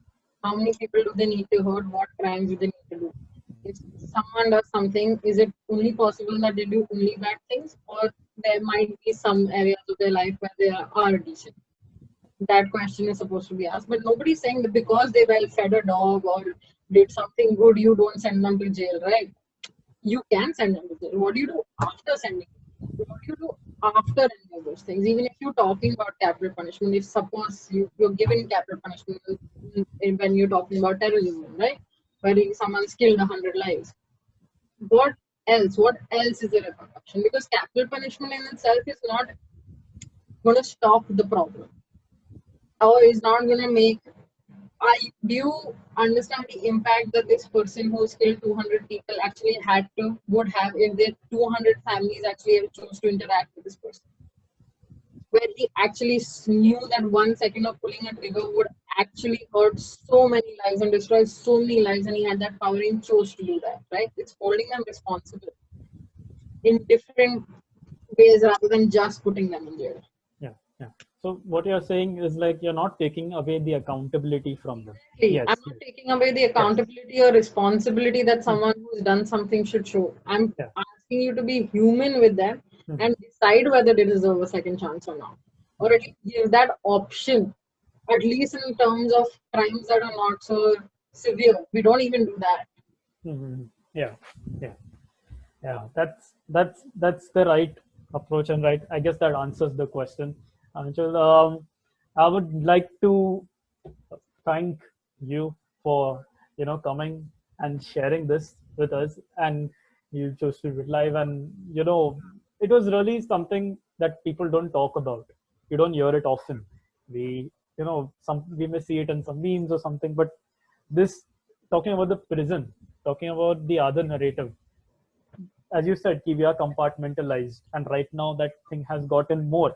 We are more into more secured within ourselves and this thing. So to look beyond and building that empathy, yeah, that's something. There's a lot for me to build on what you have said, so I have to summarize in 1-2 lines. So thank you so much for coming and sharing here, and please don't go anywhere. Right now we will be moving on to the free fall session. So I request Aman Johri and Jinal Shah to please join the panel here, where we'll have like few questions. There are a lot of questions. I have to scroll through a lot to have some pending questions for y'all, and maybe y'all can add to each other, and we can have a good discussion. So Aman and yeah. I'm here, Joshua. Yes, yes, yes. I am really happy to see you all again. So, like, you put up a very optimistic view, and I do give credibility to how important that is. But also, I'm sure when you put up this positive thing, there are a lot of people who are going to be like, come up with a different perspective, and I'm sure you have thought of that. So let me bring to you this question that was asked by Aanchal herself. So the first question, like, you spoke about the technology and businesses and tech field, and we working so much. So how does this affect the populations on the marginalized section, like beggars, sex workers? Like, the changes seem to have been benefiting the privileged, or the ones who are beyond a certain bar. So how would you like to answer that? Yeah. With respect to the marginalized people, if I look at beggars and all, I will have to actually think about this, because I approached it from a business perspective, from the corporate sector. See, I think if people are okay, I'll tell you one thing.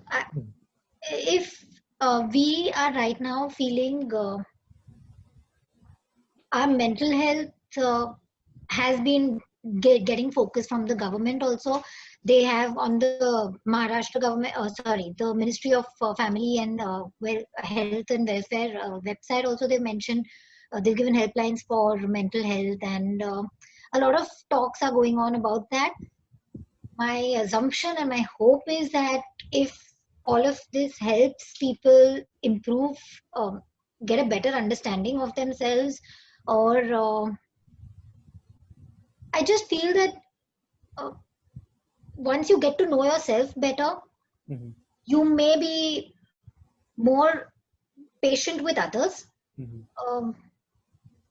I am actually thinking still. I realize this is a very difficult question, and I really appreciate I really appreciate you saying also get into the details of it, because I strongly believe that nothing is only negative or nothing is only positive. There is a mix, but it's about, if you want to look for the positive, you will be able to find something. And if you want to look for the negative, then nothing can stop you, however beautiful or colorful that is. Agreed. If I really get down to it, I will be able to find some silver lining, but it's just that I haven't given it thought. Yes, and yes, that's there. It's like what Aanchal has done. Like, she has, with her work, she herself has looked into people with the marginalized section, the sex workers, people in the prison section, which people never looked at. The perspective that you threw on is like, there's not only black and white. Okay, there is something more. And I guess what you came up with narrative was more on the job perspective and more on this thing, which a lot of us ourselves are very scared and very this thing. So yeah, I really appreciate you giving that answer. I would like move on to Aman. Okay, you have a lot of questions. Okay, so this is an interesting one. It was by Albert George. So like, we know about the recent crisis that happened with our neighbor, that's China, and like the question is like, is it worth going to war with China for a border region that is barren and largely inhabited? What is the strategic values to this disputed region? This is maybe a bit little controversial for you to give an opinion on, but I would really like to have something coming from you. So what is your view on this? Yeah. Okay, Joshua. Firstly, Albert, thank you for that question. It's on everyone's mind as of now, right? And what they are trying to do and all that. So I'm not going to dive deep into if they're bad and we are good and stuff like that. What I'd like to point out is that at least all the aggression that has been taking place, we read about it in the news because it's been amplified. So it's been going on since forever. This is not a new thing, right? If I take you back in history, when we decided that we needed LAC, both parties, us and them, we didn't come up with they refused to sit with us for actually well defining the LAC. The LOC, on the other hand, is properly defined, right? It's an actual line where you have 2.5-3 kilometers of a no man's land in between, and it's got fences on both sides. The LAC is not like that. Can you say what's the LAC? Just is the line of actual control between line of actual control, and LOC is line of control. Yes, thanks. LAC would be we call it perceived LAC. We don't even call it LAC. Perceived LAC is because India has a different definition and they have a different definition of what it is. And we have a very one of the highest airstrips in the world is called the DBO, which is the Dawlat Beg Oldie Airport. And the DBO airport, it's a center for projection of power. If I place a Rafale or a Sukhoi 30 or a MiG-29, a fleet on the Dawlat Beg Oldie, I have control over airspace of a radius of 1,500 kilometers around it. That means I can go all the way up till the Arctic Circle and all the way south to even near borders of Middle East and stuff like that. So that is a strategic advantage, that if I launch a aerial attack or a fleet from that place, I have control over that whole region. So there are two aspects. The aspect number one is getting control over Dawlat Beg Oldie and the nearby regions. We have something called the OBOR initiative, OBOR, that we didn't agree to. India in all international forums have said that we don't want to do this. And the main reason Dawlat Beg Oldie is of prime importance to China is because of the Silk Road initiative, the One Belt, One Road initiative, where they want to build a highway that is longest highway in the world. And it's coming from the traditional Mao philosophy of trading with the world and building an economy and all that. So we are a major hindrance for them in this regard. Number two is a slightly softer aspect, and if you could understand this if you've been a part of military strategy and a defense policy analyst for a while, is that what China tries to do is, when they try to say that we don't agree on a certain LAC, there are 7 fingers, and they say we all the way reach up to the 4th finger. We assume that they have a troop full of 50,000, 60,000 soldiers on ground. Physical reality, the reality of that place is that that patch of the road is so short that 2 people can't stand side to side on it. So you can't have a placement of 50,000 troops there, but that's the image and the philosophy they have about projection of power over in that region. The idea is very simple. They say that if we can place troops there and claim that against the OBOR initiative, that this region is Chinese, this region belongs to us, how then does the border hold in Arunachal and Sikkim? In Arunachal Pradesh and Sikkim, these same claims can be laid over there, and then they can completely demystify the territory that India has today, right? And that gives them an open invitation to start moving into India. I'm not saying an all-out offensive. Their idea is to acquire geography. It's not to incite conflict and launch weapons on us. That's not what they're thinking, right? So in that aspect, I would say that it's a much softer game. You can't solve these kind of problems with sticks and stones, right? You can't say place men on the field and place more boots on the ground, and it's a very blanket statement that has no relevance. Placing boots on the ground makes no sense. Okay, you place 3 lakh more soldiers there. What happens if they're not going to fight? Who are you going to fight, right?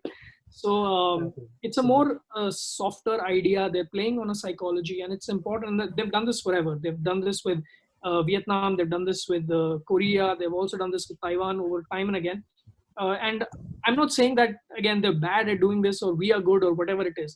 It's just their strategy. They play on their strengths, and their strengths are these, because, you don't have freedom of press over there.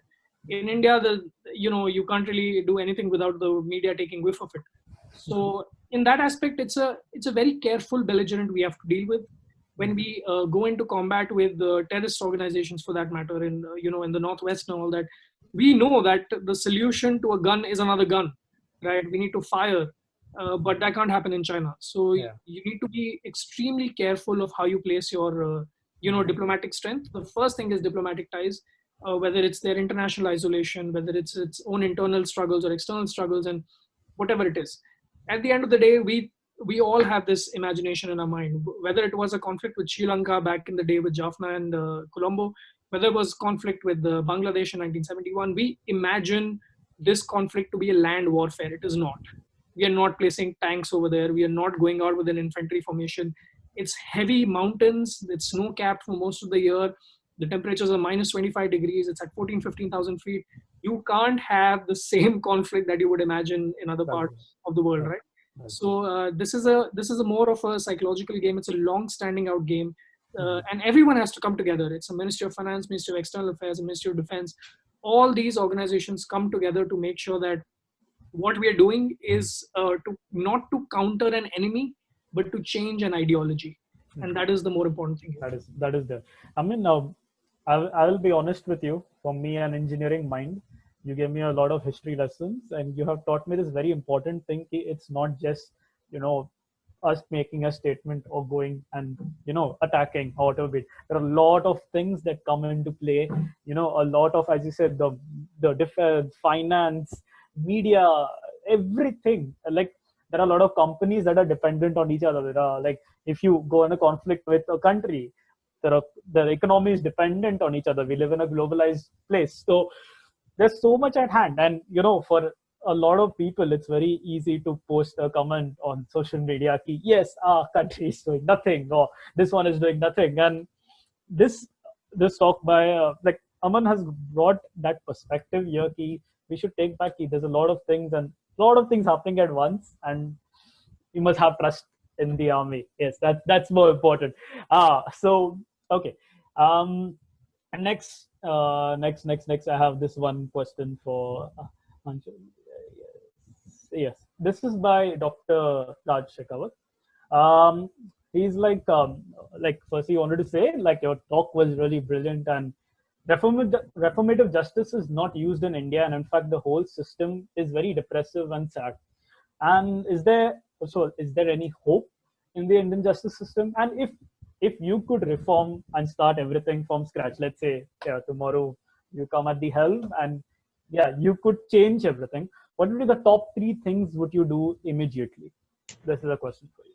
Okay, interesting. Like the time question. The top 3 things I would do is, one, send in researchers to figure out how bad jails are, because I'm pretty sure whatever I think is worse than that, and whatever we know is worse than that.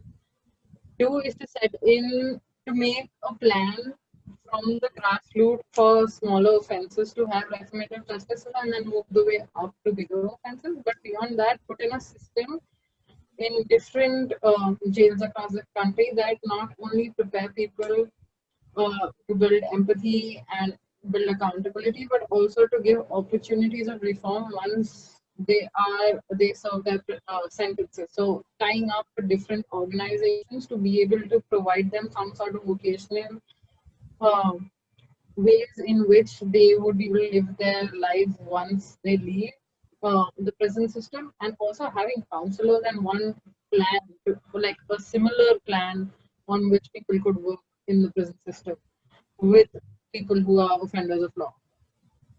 Yeah, that's interesting. Yes, I really hope that you really get that position, and I hope that by your work you're actually doing a lot, and like you're really making a difference. And I hope more people from today who are attending this talk hear her out, and maybe you all can join her also. and maybe start something of her own. I'm sure she would really love that. And yes, that's what we should do. Let's move to the next question. So, Jinal, I have this one question for you. Okay, so you came on with a very positive outlook this time. Okay, but this coronavirus pandemic, you know, it is inducing fear to a very considerable extent, and we're having fear, anxiety, and depression taking over a lot of us. Like, how do we take care of one's mental health during this time? And I would like this question to be answered by all of you, uh, uh, and Anchal. So we'll start with you, Jinal, since you brought this outlook to today's platform. So let's get started. Yeah, Jinal. See, I'm not a mental health professional. Aanchal would be the best expert at this. Yeah. Okay.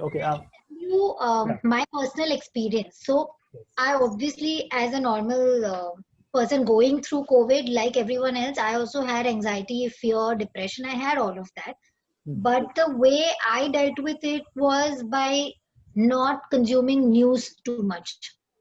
Because there was a point at the start of the lockdown that I was obsessing over the news item. Like through the day, I kept hearing news, reading news about how fast it is spreading and what are the casualties and how many people are suffering because of this. And at the end of it, I realized that it was not helping me in any way, and there was nothing I could do about it. So even if I kept reading the daily number of cases, active cases, or the daily deaths, it there was nothing I was going to be able to do to it, and it was just uh, causing a lot of worry and anxiety in me. So then I stopped consuming too much news and just limited that. And instead of focusing on the news, I tried. Maybe some would call it escapism, but I reverted to things that I really enjoyed doing. So I started reading more, and especially fiction, because that really helped take my mind off what was happening around us. Yeah. So I think that's one way to deal with the mental health issues. Sometimes ignorance is bliss. Agree. Sometimes, yeah. Sometimes you need Just that. so overwhelming. I think it's time to take a step back. I have another follow-up question regarding this. I will come back to you later. Let's go to Amar. What do you think about this, Aman? Okay, so I've been very vocal about it in the past. I've dealt with severe depression, anxiety before, and quite a few other mental health issues. And I've been to therapy for almost a year and a half, and I say this to everyone: mental health issues or not, therapy is for you. You need to go to therapy. Even if you feel completely fine, you'll realize how extremely elevating it is, and it makes you connect with yourself that in a way and manner that nothing else can. No other activity in the world can. So it's about exploring yourself, and everyone should try therapy.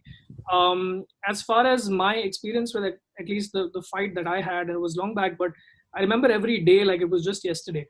One thing that I don't advocate for is toxic positivity. A lot of people, when you go to support systems and your friends or peer groups or whatever it is, a lot of people try to brush it on the carpet, say, no, look at the day, it's bright, there's sun out, and which is good, there's no harm in it. But when a mental patient is trying to speak out their fears and what are their experiences and their side of the story, it's our job to sit and listen, right?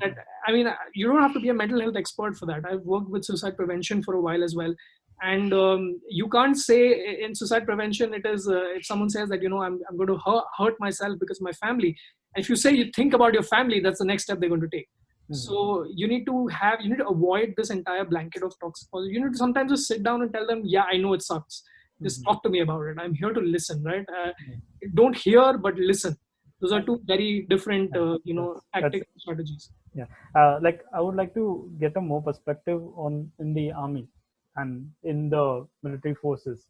What is the scene there about the people's mental health? Because it is, I'm sure it's a big toll on the people, and how is it being managed? And yeah, what is the scenario over there? Because we hear about a lot of soldiers, they suffer from PTSD and they have to go through a lot of therapy when they come back to normal civilian life after their duties. So yeah, I just wanted more perspective in that.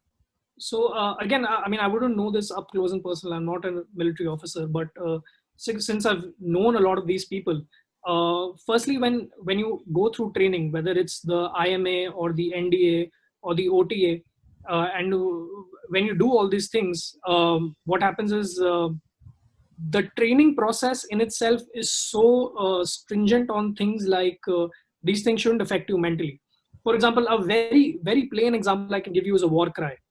Every battalion, every regiment has a war cry, right? And that war cry is it's got a psychological impact on a person, that before going for battle you cry out loud, and I mean you shout it out. And I mean it's proven, it's a proven strategy for all armies, all militaries in the world for years and years, and it works.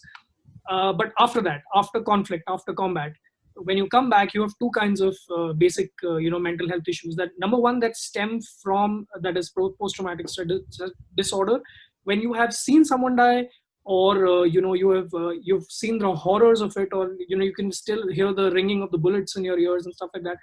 There are obviously counselors, and the good thing about our military is that a doctor or a counselor in the military is not confined to a branch of the military. That they won't be confined to just the army or the air force or the navy. They have rotating postings. So Okay. these same people can take perspectives and experiences and move from position to position. That's why a counselor or a doctor who's worked in the military sector for about 5 or 6 years has more experience than someone who's worked in the civilian sector. Okay. Number two, and the more common kind of a mental health issue that props up, is due to accidents or trauma. When you have when someone's gone through a physical injury, the mental health that happens due to that physical injury can create a massive it lasts a lifetime. So in veteran hospitals, if you see a lot of these, Bombay has one of the biggest veteran hospitals for the military. You have counselors in house who will talk you through it, and they have these communities. As a veteran who's been injured, you will never be left alone, with your family or with whatever. You'll be repeatedly called to these veteran hospitals, and the army constantly engages with people like these. So naturally, that kind of stress you can only imagine.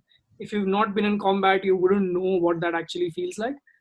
But yeah, they have lots of checks and balances in place, and the military has always taken it very seriously. It's not a new. That's really good to hear. Anchal, I have an interesting question for you. So okay, so you spoke about getting out the narrative and making them feel, but the questions that are coming up is like some criminals can be really hardened criminals, and some of them may be really manipulative, and they may fake that empathy or good behavior and getting a clearance from the parole board and from probation. Like, how do we know if he or she is faking it? Yeah, what is your thing?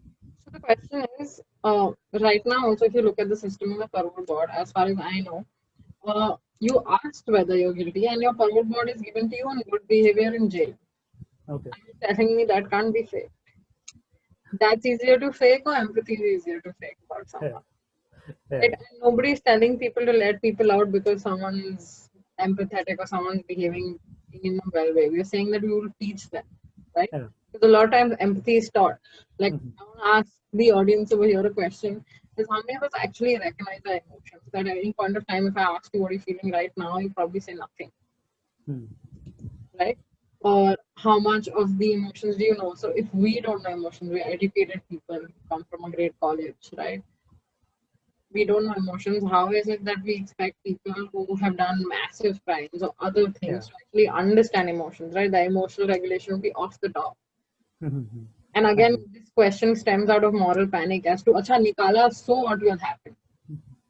First, at least think of the 10 good things that will happen or might happen. If you're only concentrating on that one bad thing, then there is no space of it. Exactly. I'm saying don't think of that one bad thing. Great, have every protocol and measure that manipulation doesn't work, right? Manipulation. So the key to manipulation is consistent behavior. So if you monitor someone's consistent behavior, they won't be able to manipulate it. Yeah. Get a mental health expert on the board to see that. Yeah.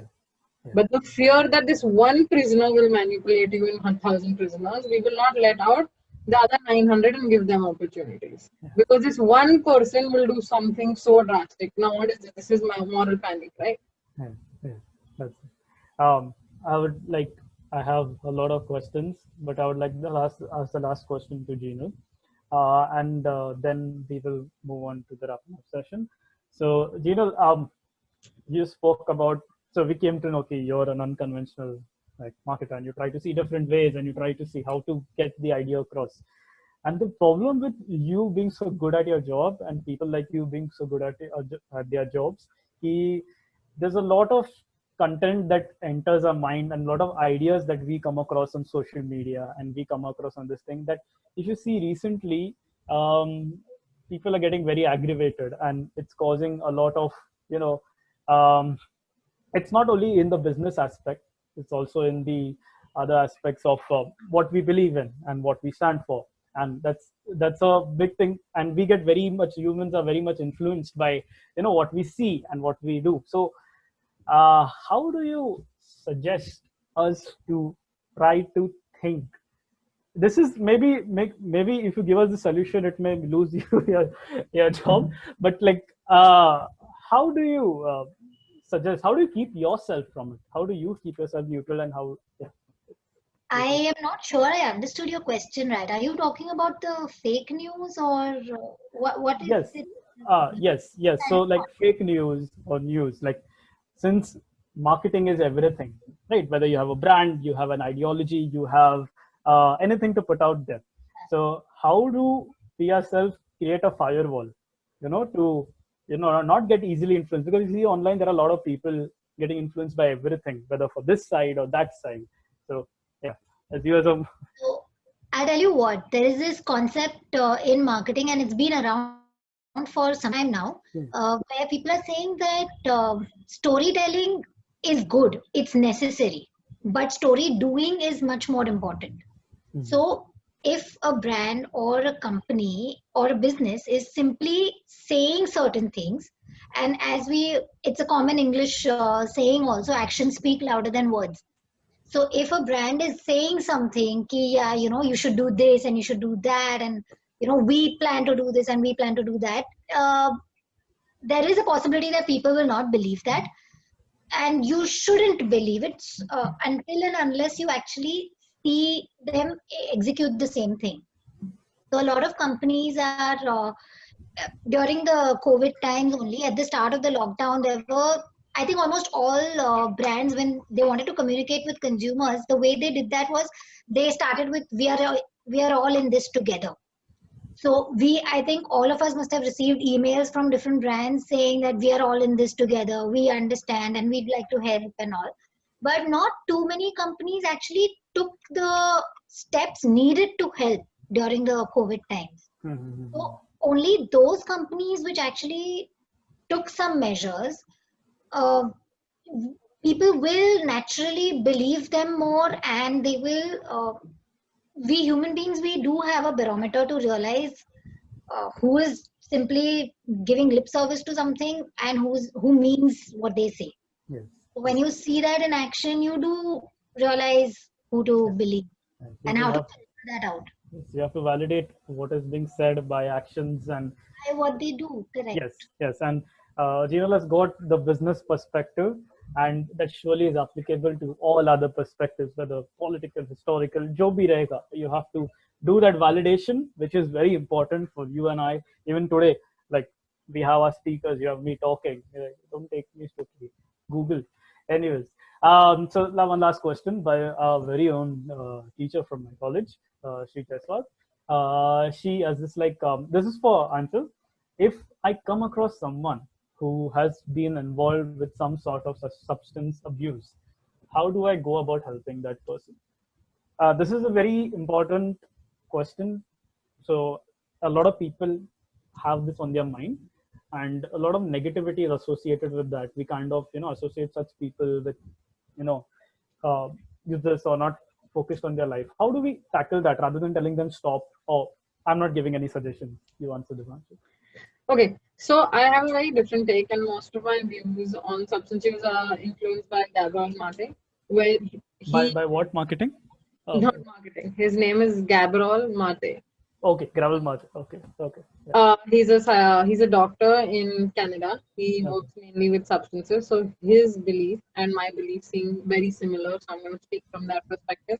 Is that someone uses substances for a specific reason, And even though people who have trauma, everyone who has trauma might not become someone who uses substances, but if we actually find enough, everyone who's a substance user, heavily substance user, has some amount of trauma in their life. And substances are a way that they are coping with their daily life. So whether you talk about escapism, you talk about pain, because what the substances are essentially is numbing pain, right? It numbs your emotional pain too.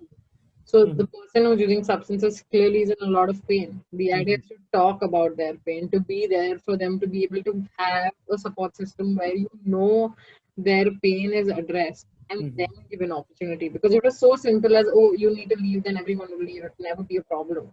Whereas you can't leave, because if I don't have that substance in my body, I'm going to feel this pain, and at any point, I'm going to do anything to run away from that pain, right? So even if I had to ask you a simple question to everyone here, if you figured out, if I give you the choice between your breakup with your soul, your partner, breaking up with your partner, or you breaking an arm or a leg, what would you choose? Most of us would probably choose breaking an arm or leg, right? Because emotional pain is where the struggle comes in. And if you actually look at studies and various studies, most people indulge in substances because of the emotional pain of a specific trigger event that happens in their life. The idea is to find them out, get them help, first to make them realize that they have a problem. A lot of times people don't realize they have a problem, and then take it on from there. Okay. Yeah. But don't blame them for it. That I hope that has answered your question. Guys, I am really sorry. I wish we had a lot of time of our speakers and this thing to answer all of your questions, and all of you all have had amazing questions out there. It was difficulty for the team to select and give me some. So we will look to other ways to how we can answer them. Maybe we can message them or get them on some different platform on Instagram or something that we can see. So right now I would like to give the stage to Morgan to give the concluding speech. Thank you, Joshua. Thank you to all three of our speakers today for taking your time out to enlighten us on your different fields and the different perspectives. Very interesting questions, I must say. The youth is very woke in today's respect, and the questions were really fantastic. This day has been exceptional. I mean, I'm really glad that we've been able to pull this off where everything is so new and different. I'm grateful to all of you who have stayed with us till the end. And I know sitting and listening for 2 hours is really tough, but I hope we didn't disappoint. I'm sure we have a lot to take back from this event, and we have to be thankful for the sponsors who have made this possible. Our presenting partner, Yorkit, Learn Abroad. Our gifting partner is the Soul Store.